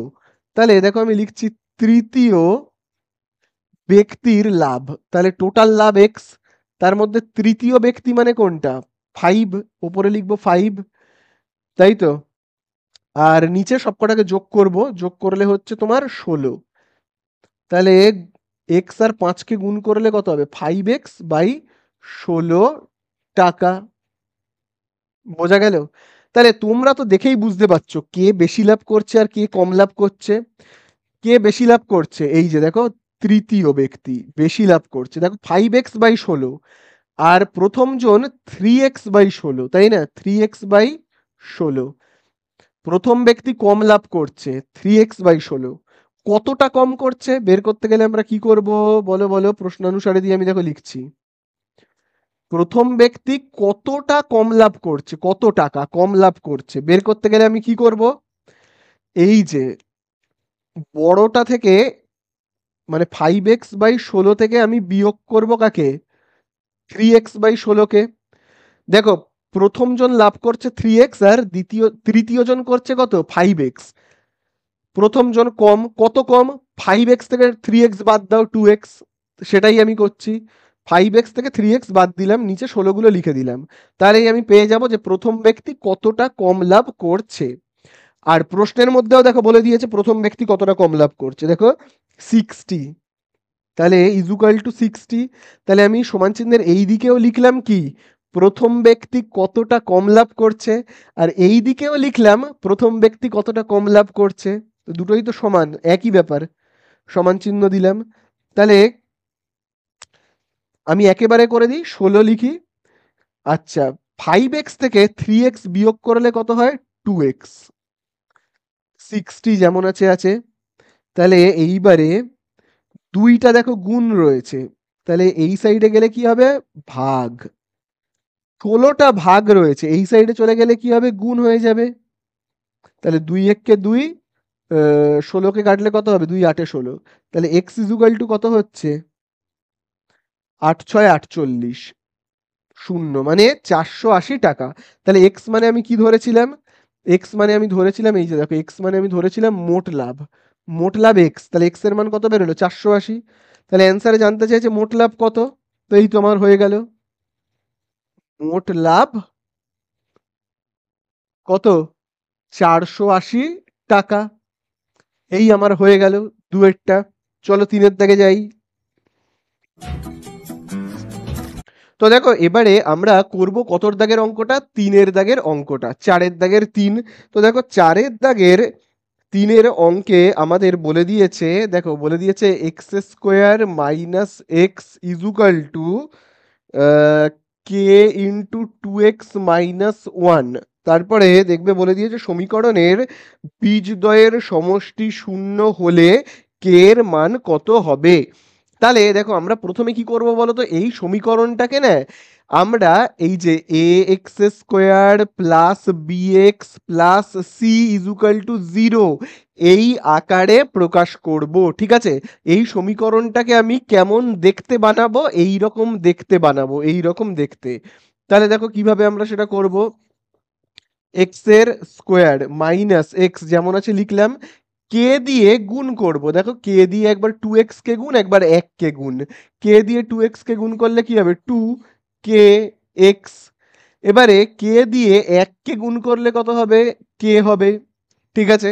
এইবারে আমি এই যে 2kx আর কে, এই দুজনকেই সমান চিহ্নের এই দিকে করব, কারণ দ্বিঘাত সমীকরণের এই দিকে লাস্টে কি থাকে, শূন্য থাকে, তাই না, সেই জন্য। তাহলে দেখো কেমন হবে এখানে, x² - x যেমন আছে আছে, দেখো 2kx এর আগে কোনো চিহ্ন নেই মানে কি, প্লাস, তাই না, ওর আগে প্লাস, এই সাইডে আসলে হবে -2kx। তারপরে দেখো -k সমান চিহ্নের এই দিকে আসলে হবে +k = 0। এইবারে আমরা কমন নেব, কোথা থেকে কমন নেব, এই দুটো জায়গা থেকে কমন নেব। তাহলে দেখো এই দুটো জায়গা থেকে কি কমন যাবে তোমরা বলো, দেখো এখানেও x এখানেও x, তাই না। তাহলে আমরা কি কমন নেব, এই যে দেখো x আর x কমন নেব, x। তাহলে x কমন নিলে আমাদের এখানে কি পড়ে থাকবে, খুব ভালো করে দেখবে, এক্স থেকে এক্স কমন চলে গেলে পড়ে থাকবে এক, মাইনাসে মাইনাসে প্লাস, আবার দেখো এখান থেকে এক্স কমন গেলে কি পড়ে থাকবে 2k, প্লাস এখানে যেমন কে আছে থাক। তাহলে দেখো আমরা কিন্তু এই যে এই পুরোটাকে দেখতে কেমন বানিয়ে ফেলেছি, এই যে দেখো a x square plus b x plus c. কি করে বলছি দেখো, খুব ভালো করে দেখো, আমি না এর নিচে লাল কালিতে লিখছি, রেড কালার দিয়ে দেখো লিখছি, হ্যাঁ দেখো খুব ভালো করে, এ এক্স এর স্কোয়ার প্লাস বি, তারপরে দেখো কি রয়েছে বি এক্স। তো আমি কি করছি, আগে বিটাকে লিখছি, মানে পরে বিটাকে লিখছি, তারপরে এই এক্সটাকে লিখছি। তারপরে দেখো প্লাস, দেখো এখানে লেখা রয়েছে সি, সি লিখলাম ইজ ইকুয়াল টু 0। তার মানে কি, এই দেখো এক্স এর বরাবরে দেখো কি রয়েছে এক্স, দেখতে পাচ্ছ? আচ্ছা এখানে এর বরাবরে কিচ্ছু নেই, মানে কি রয়েছে এক রয়েছে। ঠিক আছে, তাহলে বি এর বরাবরে কি রয়েছে, বি এর বরাবরে দেখো, বি এর বরাবরে দেখো উপরে দেখো রয়েছে কি, দেখো বি বরাবরে। তাহলে দেখো এর বরাবরে উপরে কিচ্ছু নেই, মানে কত রয়েছে এক। তার মানে এ ইজুকাল টু কত এক, বি ইজুকাল টু কত, এই দেখো বি এর ঠিক বরাবরে দেখো উপরে কি রয়েছে, দেখো বি এর বরাবরে উপরে দেখো রয়েছে কি রয়েছে 1 + 2k। আচ্ছা এই মাইনাসটাকে কিন্তু দিতে হবে, এখানে যে মাইনাসটা রয়েছে না, এই মাইনাসটাকে কিন্তু দিতে হবে। তাহলে এখানে আমরা লিখবো কি মাইনাস, সি এর বরাবরে দেখো উপরে কি রয়েছে, সি এর বরাবরে উপরে দেখো রয়েছে কে, তার মানে সি ইজ ইকুয়াল টু কে। বোঝা গেল? এইবারে বইয়ের মধ্যে মানে প্রশ্নের মধ্যে তোমরা দাগ দেবে, যেখানে দেখো বলে দিয়েছে বীজদ্বয়ের সমষ্টি, কি বলেছে 0, দেখতে পেয়েছো তো, বীজদ্বয়ের সমষ্টি 0। তাহলে দেখো আমি এখানে প্রশ্নানুসারে বলে লিখে করছি অঙ্কটাকে, হ্যাঁ দেখো আমি দেখো এখানে লিখছি প্রশ্নানুসারে। তাহলে বীজদ্বয়ের সমষ্টি ইজুকাল টু কি বলেছে 0। আচ্ছা বীজদ্বয়ের সমষ্টির সূত্র আমরা কি জানি, বীজদ্বয়ের সমষ্টির সূত্র আমরা জানি কিন্তু মাইনাস বি বাই এ, তাই কি না, মাইনাস বি বাই এ এটা আমরা জানি। তাহলে বীজদ্বয়ের সমষ্টির সূত্রটাকে দেখো আমি এইখানে লিখলাম, দেখো সূত্রটাকে লিখলাম এইখানে, আর এইদিকে বীজদ্বয়ের সমষ্টির মান কত যেটা সেটা লিখলাম, 0 লিখেছি। তাহলে চলো এবারে আমরা মান বসাই, দেখো তাহলে কি হবে, দেখো মাইনাস রয়েছে, এখানে মাইনাস রয়েছে দেব। তারপরে দেখো রয়েছে বি, বি মানে কত, দেখো বি মানে হলো মাইনাস এই যে 1 + 2k, ঠিক আছে। তাহলে আবার আমি দেখো লিখবো মাইনাস 1 + 2k। তাহলে দেখো পরপর দুটো মাইনাস যদি হয়, তাহলে মাইনাসে মাইনাসে কি হয়ে যাবে, হয়ে যাবে প্লাস। আর প্লাস লেখার দরকার নেই, কিছু নেই মানেই প্লাস। আচ্ছা নিচে দেখো রয়েছে এ, এর জায়গায় কত লিখবো, এই দেখো এ মানে হলো এক, চলো এক লিখলাম, ঠিক আছে। আর এইদিকে দেখো কত রয়েছে 0। এবার আমি এইদিকে অঙ্কটা করছি, ঠিক আছে।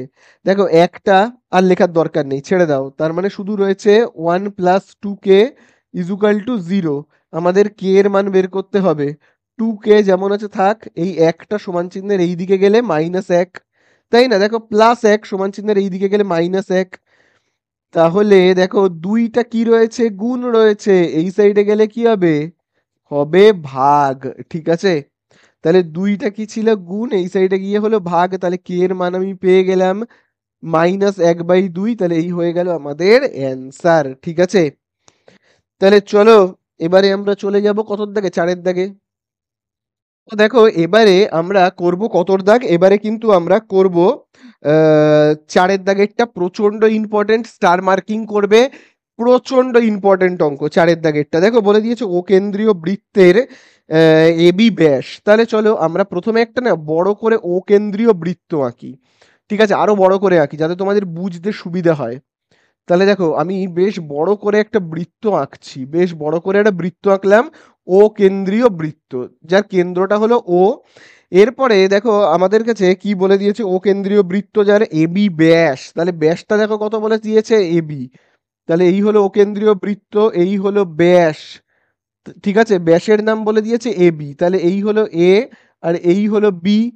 তারপরে দেখো কি বলছে, এরপরে দেখবে বলে দিয়েছে এবিসি, এবিসিডি হলো বৃত্তস্থ চতুর্ভুজ, তাহলে এখানে আমার একটা চতুর্ভুজ রয়েছে, চলো চতুর্ভুজ আঁকি, ঠিক আছে, বৃত্তস্থ চতুর্ভুজ, যার নাম হলো এ বি সি আর এই হলো ডি, এবিসিডি, বৃত্তস্থ চতুর্ভুজ। এবারে দেখো এবিসি 65 বলে দিয়েছে, এবিসি 65, তার মানে এ বি সি হলো এই যে 65 ডিগ্রি, খুব ভালো কথা। তারপরে দেখো আর কি বলে দিয়েছে, ডিএসি 40 ডিগ্রি। দেখো বলে দিয়েছে ডি এ সি, তার মানে আমাকে ডিএসি তো মানে হলো এই কোণটা হলো কত বলে দিয়েছে, 40 ডিগ্রি। এইবারে আমাদের কাছে জানতে কি চেয়েছে, কোণ বিসিডি কত। এই যে দেখো বি সি ডি মানে এই টোটাল কোণটা কত জানতে চেয়েছে, বিসিডি মানে হলো এই কোণটা কত সেটা আমাদের কাছে জানতে চেয়েছে। তো দেখো খুব ভালো করে তোমরা এই জিনিসটা বুঝবে। এইভাবে একটা বৃত্ত, বৃত্তের ভেতরে চতুর্ভুজকে আমরা কি বলি, বৃত্তস্থ চতুর্ভুজ। তাই তো, এবারে দেখো বৃত্তস্থ চতুর্ভুজের এই যে এইটা আর ঠিক তার কোনাকুনি মানে বিপরীতের যে কোণটা রয়েছে মানে এইটা, এদের দুজনের সমষ্টি সর্বদা হবে 180 ডিগ্রি। বোঝা গেল কি বললাম, বৃত্তস্থ চতুর্ভুজের বিপরীত কোণ, বোঝা গেল বিপরীত কোণ, এইটা আর এইটার সমষ্টি হবে 180, আবার এইটা আর এইটার সমষ্টি হবে কি 180, এরকম ব্যাপার আর কি। তাহলে এখানেও দেখো বৃত্তস্থ চতুর্ভুজ, তাহলে দেখো বৃত্তস্থ চতুর্ভুজের বিপরীত 65-র বিপরীত কোনটা, 65-র বিপরীত হলো এই যে এইটা, দেখো কোনাকুনিতে যেটা রয়েছে সেটাই হলো বিপরীত। বোঝা গেল, তাহলে এই যে বিপরীত এই দুটো কোণের সমষ্টি হবে কত, হবে 180 ডিগ্রি। তাহলে চলো আমরা আগে ভাবো এই দাগটা নেই, ভাবো এই দাগটা নেই, এসব কিচ্ছু নেই। তাহলে এইটার কোনাকুনিতে এইটা রয়েছে, এই দুজনের সমষ্টি কত, 180 ডিগ্রি। তাহলে এই কোণটার নাম কি, এ বি সি। তাহলে কি লিখবো আমরা, কোণ A B C plus plus কোণ, এই কোণটার নাম কি, এ ডি সি। তাহলে A D C equal to কত হবে, 180 ডিগ্রি। তার মধ্যে আমরা এবিসি এর মান জানি, তাই তো, এবিসি কত, 65। তাহলে এখানে দেখো আমি লিখবো কত, 65 ডিগ্রি প্লাস এইটার মান আমি জানি না, এডিসির মান আমি জানি না। ঠিক আছে, তাহলে চলো আমরা এখান থেকে এডিসির মান বের করে ফেলতে পারবো। এডিসি ইজুকাল টু কত হবে দেখি, খুব ভালো করে কিন্তু দেখবে। দেখো 65-এর আগে কিছু চিহ্ন নেই মানে প্লাস, তাহলে +65 এই সাইডে গিয়ে কি হয়ে যাবে, মাইনাস হয়ে যাবে, তাই না। তাহলে এইখানে আমরা পাচ্ছি কি, এডিসি যেমন আছে থাক, 180 মাইনাস কত হয়ে যাবে, 65। তাহলে দেখো এডিসি ইজুকাল টু কত হচ্ছে, হচ্ছে কিন্তু এইটাকে বিয়োগ করো পাবে 115। তাহলে আমরা এডিসি কত পেলাম, 115। তাহলে এডিসি মানে কোন কোনটা বলো তো, এই যে এই কোনটা, এই যে দেখো 65-এর ঠিক উল্টো দিকে যেটা রয়েছে সেই কোনটা হলো কি, এডিসি। তাহলে এডিসির মান আমরা কত পেলাম, 115। তাহলে এই জায়গাটাতে আমি দেখো লিখছি 115। ঠিক আছে, এইবারে আমাদের কোন কোণটা বের করতে হবে, টোটাল এই কোণটার মান বের করতে হবে, টোটাল পুরো এই কোণটার মান বের করতে হবে। আচ্ছা এবারে আমি এখান দিয়ে তাহলে দাগটা কেটে দিই, হ্যাঁ, এরম ভাবে দাগটা কাটা থাক। আচ্ছা এখানে একটা ত্রিভুজ রয়েছে, ত্রিভুজটার নাম দেখো এডিসি, খুব ভালো করে দেখবে, এই দেখো এ এ এই দেখো ডি, এই দেখো সি, এ ডি সি, ঠিক আছে, এডিসি। তাহলে এই হলো এডিসি একটা ত্রিভুজ। তাহলে এডিসি ত্রিভুজের আমরা দেখবে দুটো কোণের মান জানি, দুটো কোণের মান আমি জানি, কোনটা, এই যে দেখো 40, আরেকটা হলো কত, 115। এইটা বের করতে হবে, এই কোণটার মান বের করতে হবে। তাহলে বলো কোণ এ সি ডি এর মান বের করব, এ সি ডি। তাহলে কত হবে, 180 ডিগ্রি থেকে আমরা বিয়োগ করব, এই যে দেখো 40 আর 115, 40 আর 115। তাহলে কত হচ্ছে দেখি আমরা এখানে, 40 আর 115 করলে কত হবে, তাহলে দেখো এখানে হবে 0, 4 আর 1-এ কত হবে, 5, আর এখানে কত হচ্ছে, তাহলে দেখো যোগ করলে এখানে দেখো কত হচ্ছে, খুব ভালো করে দেখবে, 5 আর 0 যোগ করলে 5, 4 আর 1 যোগ করলে 5, আর এখানে হচ্ছে 1। তাহলে বিয়োগ করলে আমরা কত পাচ্ছি, 180 থেকে এটা বিয়োগ করলে আমরা পাবো 25 ডিগ্রি। তাহলে আমরা এই কোণটার মান কত পেলাম, এই যে এই কোণটার মান, এই কোণটার মান আমরা কিন্তু পেলাম 25 ডিগ্রি। ঠিক আছে, 25, ডিগ্রি।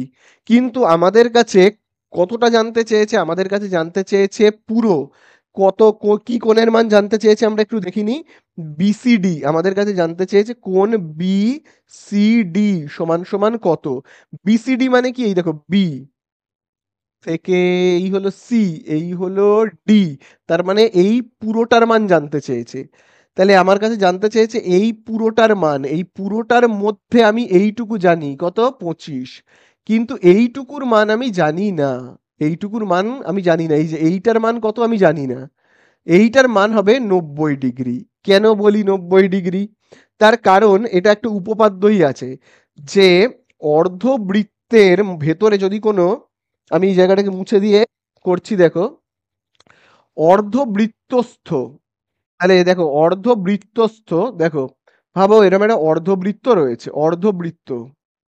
এবারে এই অর্ধবৃত্তের ভেতরে এই কোণটাকে বলা হয় অর্ধবৃত্তস্থ কোণ, ঠিক আছে? অর্ধবৃত্তের ভেতরে অর্ধবৃত্তের এই যে কোণটা, এটাকে বলা হয় অর্ধবৃত্তস্থ কোণ। এই অর্ধবৃত্তস্থ কোণ সর্বদা হয় 90 ডিগ্রি বা সমকোণ। তাহলে দেখো আমি যদি বৃত্তটাকে এই এতটা মুছে দিই, তাহলে দেখো এটা একটা দেখতে অর্ধবৃত্ত হয়ে যাবে। আর অর্ধবৃত্তস্থ কোণ কোনটা হচ্ছে এই জায়গাটা, দেখো অর্ধবৃত্তস্থ কোণ হচ্ছে এই জায়গাটা। তাহলে এই জায়গাটা কত হবে? 90 ডিগ্রি হবে, তাই না? তাহলে এই কোণটার নাম হলো এ সি বি। তাহলে এসিবি, অতএব এসিবি আমরা কত পেলাম? এসিবি আমরা পেলাম 90 ডিগ্রি। কেন বোঝা গেল? কারণ অর্ধবৃত্তস্থ কোণ, কারণ কি লিখবো আমরা? অর্ধবৃত্তস্থ কোণ, অর্ধবৃত্তস্থ কোণ সমকোণ হয়, মানে 90 ডিগ্রি হয় সেই জন্য। তাহলে এবারে টোটাল আমার কাছে জানতে চাইছে বিসিডি কত হবে। বিসিডি, বিসিডি মানে হলো কতটা? বিসিডি মানে হলো এই যে এই পুরোটা, এই যে দেখো বিসিডি মানে এই পুরোটা কত? তাহলে দেখো এইটুকুনি 90 আর এইটুকুনি কত 25 যোগ করলেই হয়ে যাবে। তাহলে অতএব কোণ বিসিডি কত হবে? 25 + 90 ডিগ্রি করলেই হয়ে যাবে। তাহলে কত হচ্ছে? হবে 115 ডিগ্রি। এই তো আমাদের হয়ে গেল অ্যান্সার। ঠিক আছে, এই হয়ে গেল আমাদের কি অ্যান্সার। ঠিক আছে, তো দেখো এবারে আমরা করব 4-এর দাগের 5-এরটা। তো দেখো 5-এরটা হলো সব থেকে সোজা অঙ্ক, বলে দিয়েছে দেখো √5 প্লাস √3, তাই তো? আরেকটা দেখবে বলে দিয়েছে √6 প্লাস √2, এদের মধ্যে কে বড় জানতে চেয়েছে। তাহলে দেখো এদের মধ্যে কে বড় কে ছোট জানতে গেলে বর্গ করতে হবে, এটার বর্গ করতে হবে আবার এটারও বর্গ করতে হবে। তাহলে চলো এটাকে আমরা a প্লাস বি হোল স্কোয়ারের সূত্রে ভাঙবো। এইটা হলো এ আর এইটা হলো বি। তাহলে সূত্র কি জানি আমরা? a প্লাস বি হোল স্কোয়ারের সূত্র এ স্কোয়ার, তাহলে এ মানে হলো এই যে √5, এই হলো a square plus 2 A B, তাই তো? আমি দেখো সূত্রটা লিখে দিচ্ছি, তোমরা যদি ভুলে গিয়ে থাকো সেই জন্য আমি সূত্রটাকে লিখে রাখছি, হ্যাঁ। তাহলে এ প্লাস বি হোল স্কোয়ারের সূত্র আমরা কি জানি? এ প্লাস বি হোল স্কোয়ারের সূত্র হলো, মনে রাখবে, a square plus 2ab plus b square, তাই না? তাহলে এখানে কি রয়েছে দেখো, এ স্কোয়ার লিখলাম, তারপরে দেখো 2 লিখলাম, তারপরে দেখো এ রয়েছে। এ মানে হলো এই √5টা এ। তারপরে দেখো এখানে রয়েছে বি, বি মানে আমি কি লিখবো? √3 কে। প্লাস দেখো রয়েছে বি স্কোয়ার, বি মানে আমি কি লিখবো? √3, তার মাথাতে যেহেতু এখানে স্কোয়ার রয়েছে আমিও দেবো স্কোয়ার। তাহলে কত হচ্ছে এখানে? এবার এগুলোকে মুছে দিই। তাহলে এখানে হচ্ছে √5 এর স্কোয়ার মানে হলো 5 প্লাস, তাহলে 5 আর 3 কে আমরা গুণ করলে কত পাবো? পাবো 15। √3 এর স্কোয়ার কত হবে? শুধু 3 হবে, তাহলে আমরা পাচ্ছি কত? 5 আর 3 8, আর এখানে কত রয়েছে? 2√15। তাহলে এই আমরা পেলাম। এইবারে এইটার স্কোয়ার করব, এইটার আমরা কি করব? হোল স্কোয়ার করে দেখব কত হচ্ছে। তাহলে দেখো এইটা হলো এ আর এইটা হলো বি। তাহলে আমরা এ স্কোয়ার, প্রথমে দেখো রয়েছে এ স্কোয়ার, তাহলে এ মানে হলো এই যে √6, এই হলো এ স্কোয়ার প্লাস 2, তারপরে কি এ, এ মানে কি? এই যে √6 এ।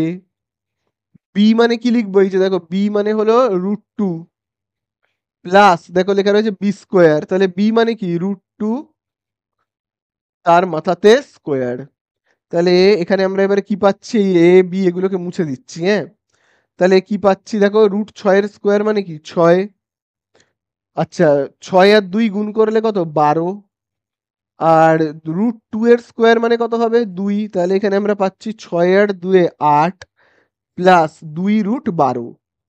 এবারে তোমাদের বলতে হবে যে দেখো এই অ্যান্সারটা আর এই অ্যান্সারটা দুজনের মধ্যে কে বড় আর কে ছোট বলো তো। দেখো এখানেও দেখো রয়েছে 8, এখানেও 8, তাহলে তো দুটোই সমান হচ্ছে। এখানে দেখো 2√15 আর এখানে 2√12, তাহলে এইটা ছোট। বড় কোনটা, এইটা। আর এইটা মানে আসলে কে ছিল, এইটা। তাহলে কে বড়, আসলে যে ছিল √5 প্লাস √3 কি বড়, ঠিক আছে। তাহলে বড় কে হলো √5 প্লাস √3, ঠিক আছে। চলো, হয়ে গেল পাঁচেরটা, এবার চলে যাব ছয়ের দাগে। তো দেখো এবারে আমরা কিন্তু করব ছয়ের দাগেরটা, যেখানে দেখবে বলে দিয়েছে দুটি লম্ব বৃত্তাকার নিরেট চোঙের আয়তন সমান ও তাদের উচ্চতার অনুপাত 1:2 হলে তাদের ব্যাসার্ধের অনুপাত কত। তাহলে দেখো এখানে দুটো চোঙের কথা বলেছে, তাহলে দেখো এই একটা চোঙ, ঠিক আছে, এই একটা চোঙ আমি এখানে আঁকছি। তো দুটো চোঙ, তাহলে আবার এই আরেকটা চোঙ, ঠিক আছে, দুটো চোঙকে আমি আঁকলাম। এবারে দেখো দুটো চোঙ, এইটার উচ্চতা এইচ আর এইটার উচ্চতাও এইচ, তাহলে দুটো এইচ তো গুলিয়ে যাবে। সেই জন্য আমি কি করব, এটাকে H1 আর এইটাকে H2 দিয়ে চিহ্নিত করব। এটার ব্যাসার্ধকে আমি R1 আর এইটার ব্যাসার্ধকে আমি R2 দিয়ে চিহ্নিত করব। বোঝা গেল? এইবারে দেখো বইয়ে এই জায়গাটা খুব ইম্পর্টেন্ট, বলেছে নিরেট চোঙের আয়তন সমান, মানে দুজনেরই আয়তন সমান। তাহলে এইটার আয়তন কি হবে বলো, পাই আর স্কোয়ার এইচ, সমান সমান এইটার আয়তন কি হবে পাই আর স্কোয়ার এইচ। এবারে এই চোঙের এইচ কে H1 আর আর কে R1 দিয়ে চিহ্নিত করা হচ্ছে, তাহলে আমরা কি করব, নিচে 1 বলে লিখব। আর এর এইচ আর আর গুলোকে সব দেখো 2 দিয়ে চিহ্নিত করা হচ্ছে, তাহলে দেখো R2 H2 এইভাবে লিখব। তাহলে দেখো বলেছে যেহেতু দুজনের আয়তন সমান, তাহলে দেখো দুজনের আয়তনকে আমি সমান চিহ্ন দিয়ে লিখেছি সেই জন্য, ঠিক আছে। তাহলে চলো এবারে দেখো বইয়ের মধ্যে কিসের অনুপাত বলে দিয়েছে বলো তো।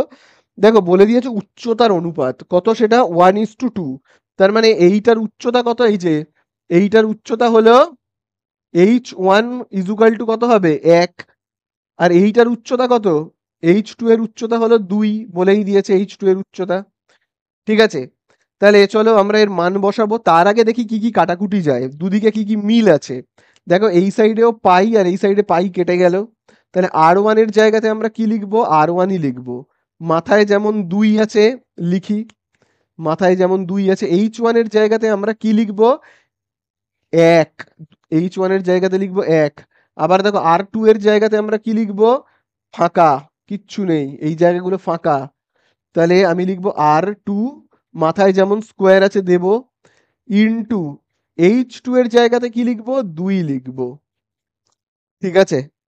তাহলে এবারে খুব ভালো করে দেখবে, দেখো এখানে আর স্কোয়ার 1 যেমন আছে আছে, এই যে দেখো খুব ভালো করে দেখো এইটা, এইটা দেখো গুণ রয়েছে, এই যে R²2 এটা গুণ রয়েছে, এই সাইডে চলে আসলে কি হবে ভাগ হয়ে যাবে, R²2 ভাগ হয়ে গেল। এই দিকে কি থাকছে 2, একটা গুণ রয়েছে, এই দিকে গেলে ভাগ। এইবারে এই স্কোয়ার গুলোকে লক্ষ্য করো খুব ভালো করে, স্কোয়ার গুলোকে, এই যে স্কোয়ার গুলো, এর মাথায় যে স্কোয়ার ছিল, এর মাথায় যে স্কোয়ার ছিল, এই স্কোয়ার গুলো সমান চিহ্নের এই দিকে গেলে কি হয়ে যাবে, রুট হয়ে যাবে, তাই তো R1/R2। তাহলে এই যে স্কোয়ার, এই যে স্কোয়ার গুলো এই সাইডে গেলে হয়ে যাবে রুট, 2 এর মাথায় রুট, 1 এর মাথায় রুট, তাহলে কত হচ্ছে অ্যান্সার বলো। আমি এবার এই সাইডে করছি অঙ্কটাকে, তাহলে হচ্ছে R1/R2, R1/R2 ইজুকাল টু 2 এর তো রুট করা যায় না, √2, 1 এর রুট করলে 1 হয়, তাহলে অনুপাত করলে আমরা কত পাবো, R1:R2 ইজুকাল টু √2 বাই এই √2:1। তাহলে এই হয়ে গেল আমাদের অঙ্ক শেষ, ঠিক আছে। চলো এই আমাদের হয়ে গেল। নেক্সট অঙ্কে যাই। দেখো এইবারে আমরা করব 7 দাগের অঙ্কটা। দেখি 7 দাগের অঙ্কে কি বলে দিয়েছে। 7 দাগের অঙ্কে বলে দিয়েছে tan plus cot theta, tan theta plus cot theta is equal to 2 হলে অ্যান্সারে বলেছে tan এর square theta plus cot to the power 7 থিটার মান বের করো। তাহলে আমাদের কাছে প্রথমে যেটা বলে দিয়েছে সেটা হলো কি tan theta plus cot theta is equal two, দেখো কত বলে দিয়েছে, বলে দিয়েছে 2। তাহলে দেখো আমরা কিভাবে অঙ্কটা করব। তোমরা তো সবাই জানো ট্যানের উল্টো হয় কট, কটের উল্টো হয় ট্যান। তার মানে আমরা এইটা তো জানি যে ট্যান থিটা মানে হলো 1/কট থিটা, এটা তো সবাই তোমরা জানো। আবার একইভাবে উল্টোভাবে যদি আমি বলি কটের উল্টো কি হয় 1/ট্যান থিটা, এটাও সবাই জানো। তাহলে কটের জায়গায় আমি কি লিখতে পারি, ট্যান থিটা এখানে যেমন আছে থাক, কটের জায়গাতে আমি কি লিখতে পারি 1/tan থিটা। তাহলে আমি দেখো লিখছি 1/tan থিটা, ঠিক আছে 2। আচ্ছা এবারে আমরা কি করব, স্বাভাবিক যেরকম ভগ্নাংশের যোগ বিয়োগ হয় ঠিক সেরকম করব। মানে নিচে কিছু নেই মানে 1, তাহলে লসাগু কত হবে 1 আর tan এর লসাগু tan থিটা।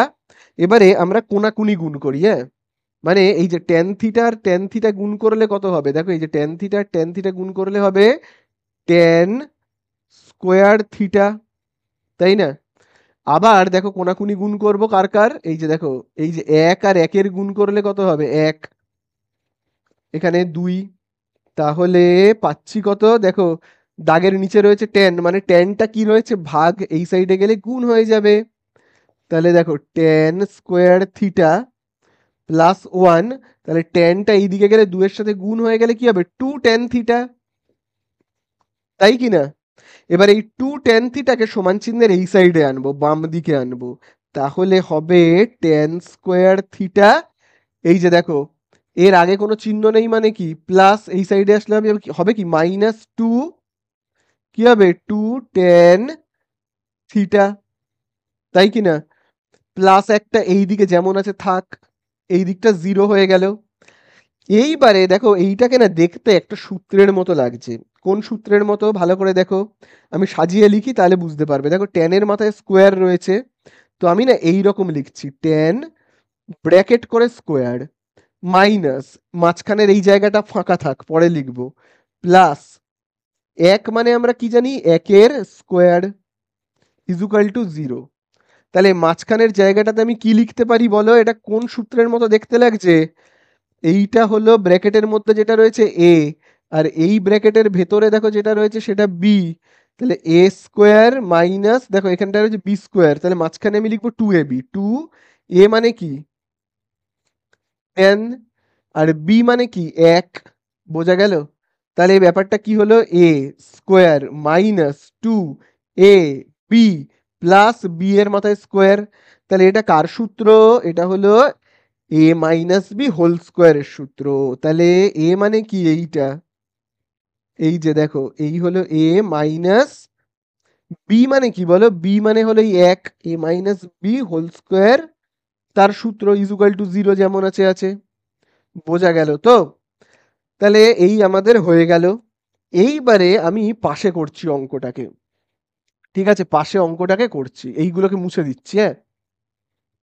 তাহলে এইবারে এই স্কোয়ারটাকে সমান চিহ্নের এই সাইডে নিয়ে যাব, নিয়ে গেলে কি হয়ে যাবে রুট হয়ে যাবে। তাহলে এখানে হচ্ছে কি tan থিটা -1, তাহলে স্কোয়ার এই সাইডে চলে গেলে হয়ে যাবে রুট। তাহলে tan থিটা -1, তাহলে শূন্যের রুট কত 0। তাহলে এবারে দেখো -1কে সমান চিহ্নের ওই সাইডে পাঠাবো, পাঠালে কত হবে -1, ওইদিকে গেলে +1, বোঝা গেল। তাহলে আমরা tan থিটার মান পেয়ে গেলাম, কত পেলাম, পেলাম কিন্তু 1। এইবারে অ্যান্সারে আমাদের কাছে জানতে চেয়েছে tan স্কোয়ার থিটা আর cot to the power 7 theta equal to কত। তাহলে আমি এবারে অঙ্কের এই জায়গাগুলোকে মুছে দিই, দিয়ে করি। তাহলে আমাদের কাছে এবারে কি জানতে চেয়েছে, দেখো আমাদের কাছে যেটা জানতে চেয়েছে সেটা হলো tan স্কোয়ার থিটা, দেখো জানতে চেয়েছে tan square theta plus cot তার পাওয়ারে দেখো 7 থিটা, তার মান জানতে চেয়েছে। তাহলে ট্যানের জায়গাতে আমি কত বসাবো? ট্যানের জায়গাতে, আচ্ছা ট্যানের জায়গাতে এখন ট্যানই বসাই। ট্যানের জায়গাতে আমি এখন ট্যানই বসাই। কটের জায়গাতে কি বসাবো? আমি এখানে লিখেছিলাম কট মানে ট্যানের উল্টো, ট্যান মানে কটের উল্টো। তাহলে কটের জায়গায় আমি কি লিখতে পারি? ট্যানের উল্টো মানে কি 1/10। এখানে যেমন 7 আছে লিখবো 7 থিটা, ঠিক আছে। আচ্ছা চলো এবারে ট্যানের জায়গাতে কত লিখবো? ট্যান ইজ ইকুয়াল টু 1, তাহলে এখানে আমি লিখবো 1 মাথায় স্কোয়ার। আবার ট্যানের জায়গাতে আমি কত লিখবো? 1 মাথায় দেখো পাওয়ারে কত রয়েছে? 7। তাহলে এখানে আমরা পাচ্ছি কত? 1 স্কোয়ার 1 প্লাস, তাহলে এখানে বলো কত হবে? 1 পাওয়ার 7 মানে কি? সেই তো একই হবে। তাহলে অ্যান্সারে শেষ পর্যন্ত বেরোবে কত? 2। তাহলে এই হয়ে গেল আমাদের অঙ্ক শেষ। দেখো এবারে আমরা করব 4 দাগের 8 অঙ্কটা। তো দেখো 4 দাগের 8 অঙ্ক প্রচন্ড ইম্পর্টেন্ট। বলে দিয়েছে এবিসি ত্রিভুজের এবি ও এসি বাহুর ওপর, তাহলে দেখো আমি আগে আঁকি। এবিসি একটা ত্রিভুজ, চলো ত্রিভুজটাকে আঁকি। এই হলো একটা ত্রিভুজ এবিসি, একে দিলাম এ বি আর সি। এবারে দেখো বলে দিয়েছে এবি ও এসি বাহুর ওপর ডি ও ই এমন একটা বিন্দু। বলে দিয়েছে এবির ওপর ডি, তাহলে এই তো এবি, এবির ওপর ডি, আর এসির ওপর বলে দিয়েছে কি? এসির ওপর ই, ঠিক আছে, এসির ওপর বলে দিয়েছে ই। তাহলে এসির ওপর ই আর এবির ওপর ডি এমন একটা বিন্দু, যাতে যে বিন্দু, এমন বিন্দু যে ডিই সমান্তরাল বিসি। তাহলে দেখো ডিই আর এই বিসি হলো কি? সমান্তরাল। সমান্তরাল মানে তো তোমরা জানোই, এইটা আর এইটা কি? সমান্তরাল বলেই দিয়েছে, ভালো কথা। এরপরে আমাদের কাছে কি বলছে? এরপরে দেখো বলে দিয়েছে এডি বাই, খুব ভালো করে দেখবে, বলে দিয়েছে AD by BD equal to কত বলেছে? 3/2। তার মানে হলো এডি মানে 3, এডি মানে হলো দেখো এইখান থেকে এতটা, এই এডিটা হলো কত? 3। আর দেখো বিডি হলো 2, বিডি, বিডি মানে কোনটা বলো? এই যে বি আর ডি, এইখান থেকে এতটা হলো 2, ঠিক আছে। তারপরে আমাদের কাছে কি বলেছে? তাহলে ডিই বাই বিসির মান কত? আমাদের কাছে জানতে চেয়েছে DE by BC equal to কত হবে। তো চলো এটা হলো সদৃশ্যতার চ্যাপ্টার। তো খুব ভালো করে কিন্তু তোমরা দেখবে, দেখো খুব ভালো করে দেখবে। দেখো সদৃশ্যতার চ্যাপ্টারে আমরা জেনেছি, দেখো এইখান থেকে এতটা যদি হয় 3, তাহলে এই সাইডের এইটুকুনিও হবে 3, ঠিক আছে। এই সাইডের এইটুকুনিও হবে কত? 3 হবে, কিন্তু মনে থাকবে 3 হবে। আবার একইভাবে দেখো এইখান থেকে এই যে দেখো ডি থেকে বি পর্যন্ত সেটা যদি হয় 2, তাহলে এই সাইডে ওই একই হবে। কোনটা বলো তো? এই যে ই থেকে এই যে সি পর্যন্ত এটাও কিন্তু হবে 2, ঠিক আছে। এতদূর আশা করি বোঝা গেল। এইবারে খুব ভালো করে একটা সূত্র তোমরা মনে রাখবে। কি সেই সূত্রটা? তাহলে দেখো সূত্রটা হলো, খুব ভালো করে দেখবে, দেখো এই যে দুটো বাহু সমান্তরাল দেখতে পাচ্ছ, এই যে ডিই আর বিসি। আবারও দেখো আমি এখানে লিখে রাখছি ডিই বাই এই ডিই সমান্তরাল বিসি, এই যে দুটো বাহু সমান্তরাল, ঠিক আছে, তাদের অনুপাত, ঠিক আছে। এখানে দেখো এই যে এই ছোট বাহুটার অনুপাত, এই যে দেখো যারা দুজন সমান্তরাল সেখানে দেখো একটা বাহু দেখো ছোট, দেখো ডিইটা ছোট, আর দেখো বিসি বাহুটা বড়। তাহলে এই দুটো বাহুর অনুপাত, এই যে ডিই আর বিসি, ডিই বাই বিসি, ঠিক আছে, এদের অনুপাত কাদের অনুপাতের সমান হবে? খুব ভালো করে দেখবে কাদের অনুপাতের সমান হবে। এই যে দেখো এই এ থেকে ই, এ থেকে ই, দেখো এ থেকে ই, ঠিক আছে, এ থেকে ই, এবং এ থেকে পুরো এই সি পর্যন্ত, এসি, ঠিক আছে, এ থেকে ই, আবারও বলছি এ থেকে ই, তারপরে আমরা কি লিখবো? এ থেকে ই, তারপরে লিখবো এ থেকে পুরো সি পর্যন্ত, এসি, এদের দুজনের অনুপাতের সমান হবে। বোঝা গেল কি বললাম? আবারও বলছি, দেখো এইটা আর এই বাহুটা সমান্তরাল তো, দেখো খুব ভালো করে এই যে ডিই, এই যে দেখো ডিই আর বিসি সমান্তরাল, তাহলে আমরা লিখবো ডিই আর বিসির যা অনুপাত, মানে এই ছোট বাহুটা আর এই বড় বাহুটার যা অনুপাত, দেখো ডিই বাই বিসি। ঠিক একইভাবে এ ই, মানে এইটুকুনি ছোট্ট বাহুটা, এই যে এইটুকুনি ছোট্ট বাহুটা, দেখো এই যে এইটুকুনি ছোট্ট বাহুটা এ থেকে ই, সেইটা, আর এ থেকে পুরো সি, পুরো বাহুটা, এই যে পুরো বাহুটা এ থেকে ই, মানে এই ছোট্ট এইটুকুনি বাহু, এই যে দেখো এ থেকে ই, তারপরে এ থেকে পুরো সি পর্যন্ত পুরো বড় বাহুটার অনুপাত সমান হবে এইটার অনুপাতের সঙ্গে। ঠিক আছে, চলো আশা করি বুঝতে পারলে। তাহলে দেখো আমরা এবারে মান বসাবো। তাহলে দেখো ডিই বাই বিসি, তাহলে এ ইর জায়গায় কত লিখবো, এই যে দেখো এ ই মানে হলো দেখো কত 3, তাহলে এখানে আমি লিখবো কত 3। তারপরে দেখো লেখা রয়েছে খুব ভালো করে এসি, এসি মানে হলো কি পুরোটা, এসি মানে পুরোটা, এই যে দেখো এসি মানে পুরোটা, তাহলে পুরোটা কত হবে, এ থেকে ই পর্যন্ত কত 3, এইটুকুনি 3, আর এইখান থেকে এতটা কত 2, তাহলে 3 আর এই 2 যোগ করব আমরা, করলে কত হবে 5। তাহলে আমরা কত পাচ্ছি এখানে, আমরা এখানে পাচ্ছি ডিই বাই বিসি, তাহলে 3 আর 2 যোগ করলে কত হবে 5। তাহলে এই আমাদের হয়ে গেল তাহলে অনুপাত। তাহলে আমাদের অ্যান্সারে কি জানতে চেয়েছে, ডি বাই বিসির মান নির্ণয় করো, তো এই তো মান হয়ে গেল 3/5। ঠিক আছে, চলো নেক্সট অঙ্কে যাই। তো দেখো এবারে আমরা করব কতটা, 9-এর দাগেরটা, 4-এর দাগের 9-এরটা। তো দেখি 4-এর দাগের 9-তে কি বলেছে। দেখো 4-এর দাগের 9-তে বলেছে একটা ঘনকের প্রতিটি বাহুকে 50% কমানো হলে মূল ঘনক ও পরিবর্তিত ঘনকের আয়তনের অনুপাত কত, প্রচন্ড ইম্পর্টেন্ট অঙ্ক, স্টার মার্কিং করবে। তাহলে দেখো এখানে বলে দিয়েছে একটা ঘনক রয়েছে, ভাবো এরকম একটা ঘনক, ঘনক মানে তো তোমরা জানোই লুডোর ছক্কা টাইপের দেখতে হয়। ঠিক আছে, এরকম একটা ভাবো ঘনক রয়েছে। ঠিক আছে, ঘনকের ভাবো আমি ধরে নিচ্ছি প্রত্যেকটা বাহুর দৈর্ঘ্য এ, প্রত্যেকটা বাহুর দৈর্ঘ্য এ।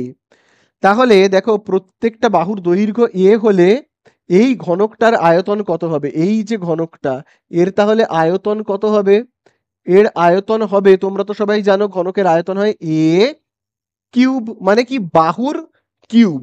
ঠিক আছে, বাহুর কিউব করতে হয়।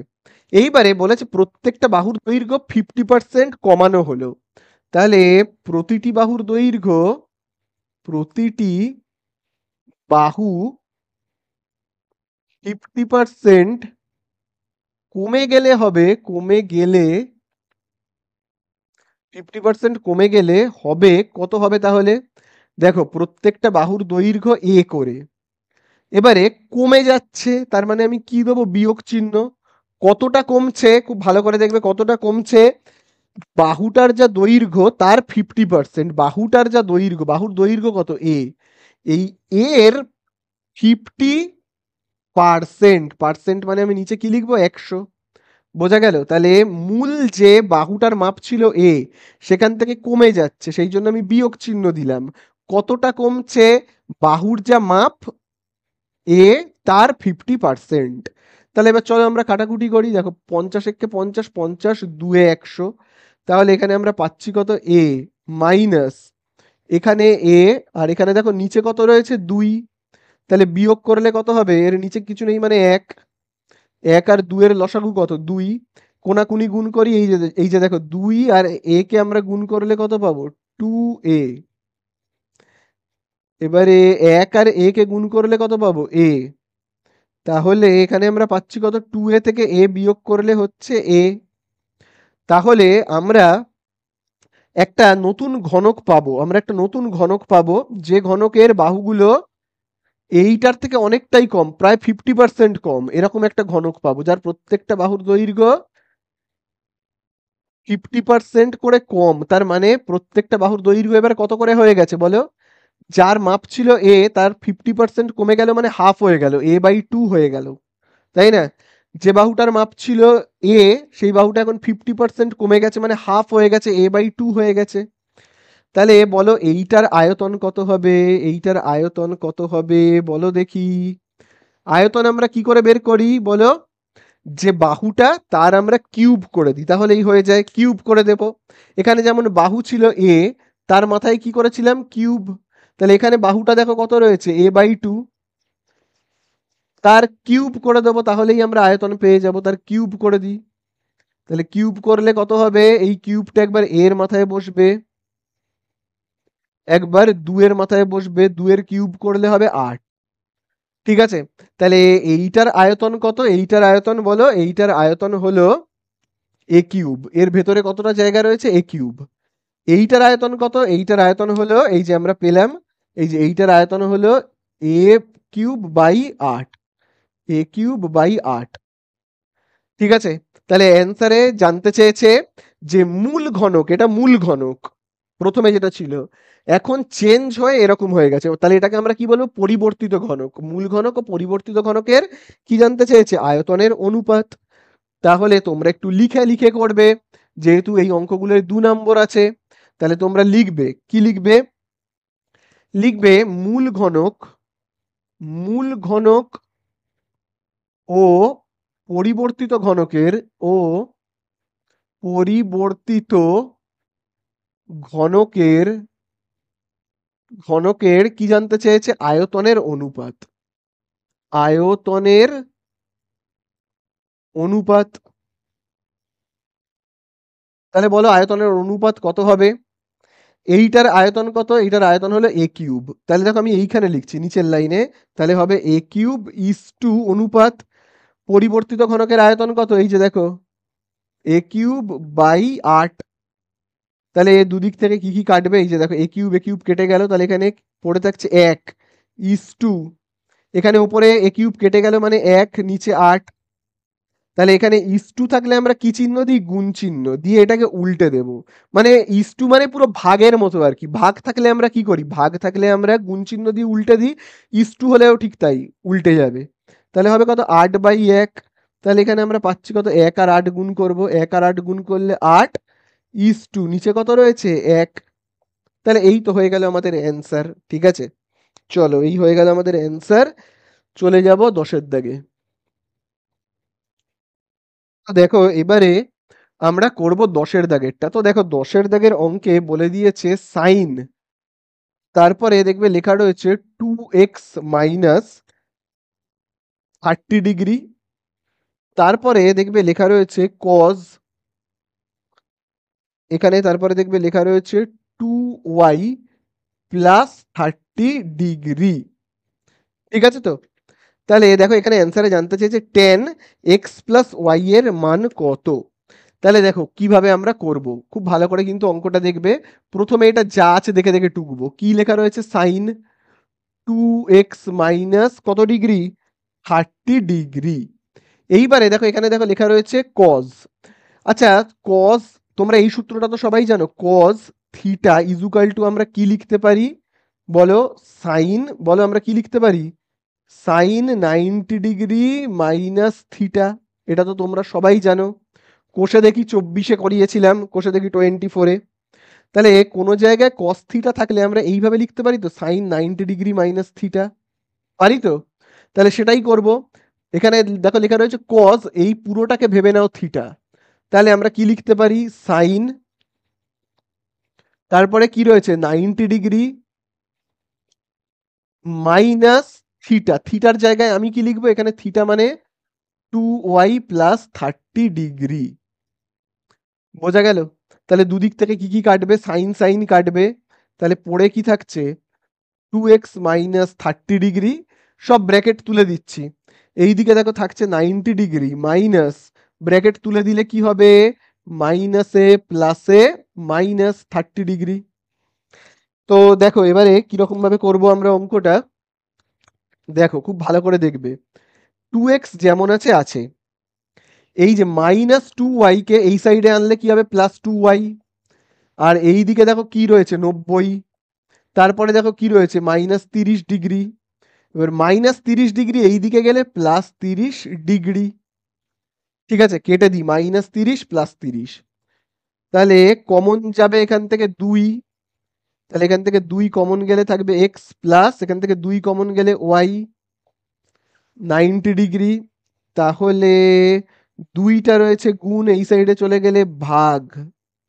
তাহলে আমরা কি করব, 90/2 লিখবো।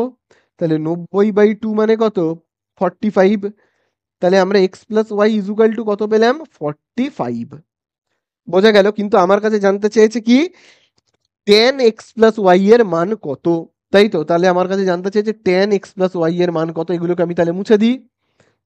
তাহলে দেখো 10, আমার কাছে জানতে চেয়েছে 10x+y এর মান কত। তাহলে আমি দেখো লিখবো 10, x+y এর জায়গায় কি লিখবো, এই দেখো x+y মানে 45, তাহলে আমি লিখবো 45 ডিগ্রি। তাহলে 10 45 এর মান 1। ঠিক আছে, হয়ে গেল। এটাই আমাদের কি অ্যান্সার। বোঝা গেল। চলো এবারে চলে যাব 11 দাগে। তো দেখো এবারে আমরা করব কত দাগ, 4 দাগের 11। তো দেখো 4 দাগের 11-তে বলে দিয়েছে একটা বৃত্তের ব্যাস এবি। তাহলে চলো আমরা একটা বৃত্তকে বেশ বড় করে এঁকে ফেলি। এই হলো একটা বৃত্ত যার ব্যাস দেখো বলে দিয়েছে এবি। তাহলে এই হলো এ আর এই হলো বি, এবি। তারপরে দেখবে বলে দিয়েছে বৃত্তের এবি এবং পি বৃত্তের ওপর যে কোনো একটা বিন্দু। তাহলে পি আমি একটা বিন্দু নিলাম।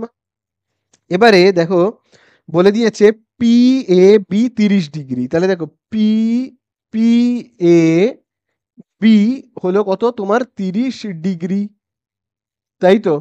তাহলে অ্যান্সারে আমার কাছে জানতে চেয়েছে পিবিএ কত। তাহলে এই যে দেখো পিবিএ মানে হলো, এই দেখো পিবিএ মানে এই কোণটার মান কত জানতে চেয়েছে।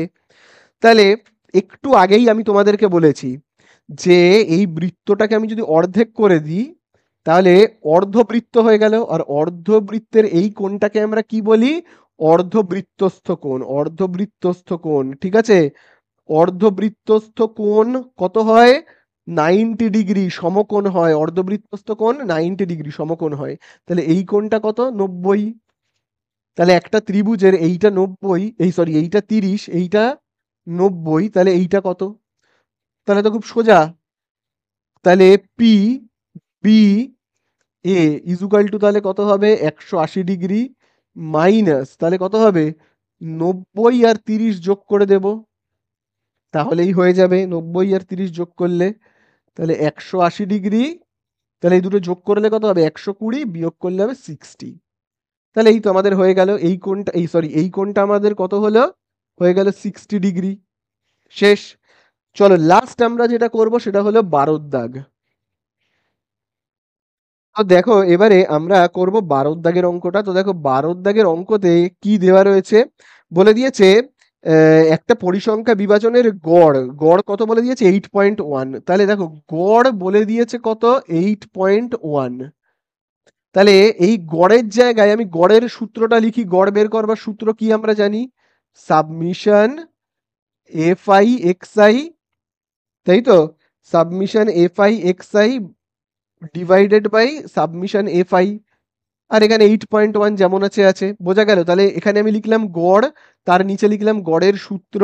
এবার এফ আই এক্স আই এর মান বইয়ের মধ্যে মানে প্রশ্নের মধ্যে দেওয়া রয়েছে। এফ আই এক্স আই এর মান কত, 132 প্লাস কত দেওয়া রয়েছে, 5K। আর এফ আই এর মান দেখো বইয়ের মধ্যে কত দেওয়া রয়েছে, দেওয়া রয়েছে 20। আর এখানে 8.1। তাহলে চলো এবারে আমরা কি করব, জাস্ট ক্যালকুলেশন করব, হয়ে যাবে। 20 ভাগ রয়েছে, এইদিকে গেলে গুণ হয়ে যাবে।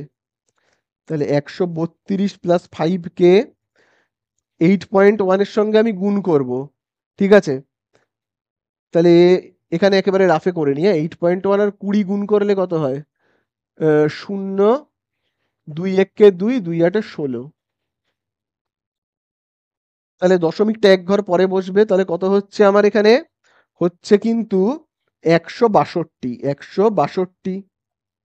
তাহলে এখানে দেখো 132টাকে সমান চিহ্নের এই সাইডে পাঠাই, তাহলে কত হবে, -132। তাহলে বিয়োগ করলে কত হবে, বিয়োগ করলে হবে 30। তাহলে 5টা গুণ রয়েছে, এই সাইডে গেলে হবে ভাগ। তাহলে কে ইজ ইকুয়াল টু কত হবে, 30 ভাগ, তাহলে 5টা গুণ এইদিকে গেলে হবে ভাগ।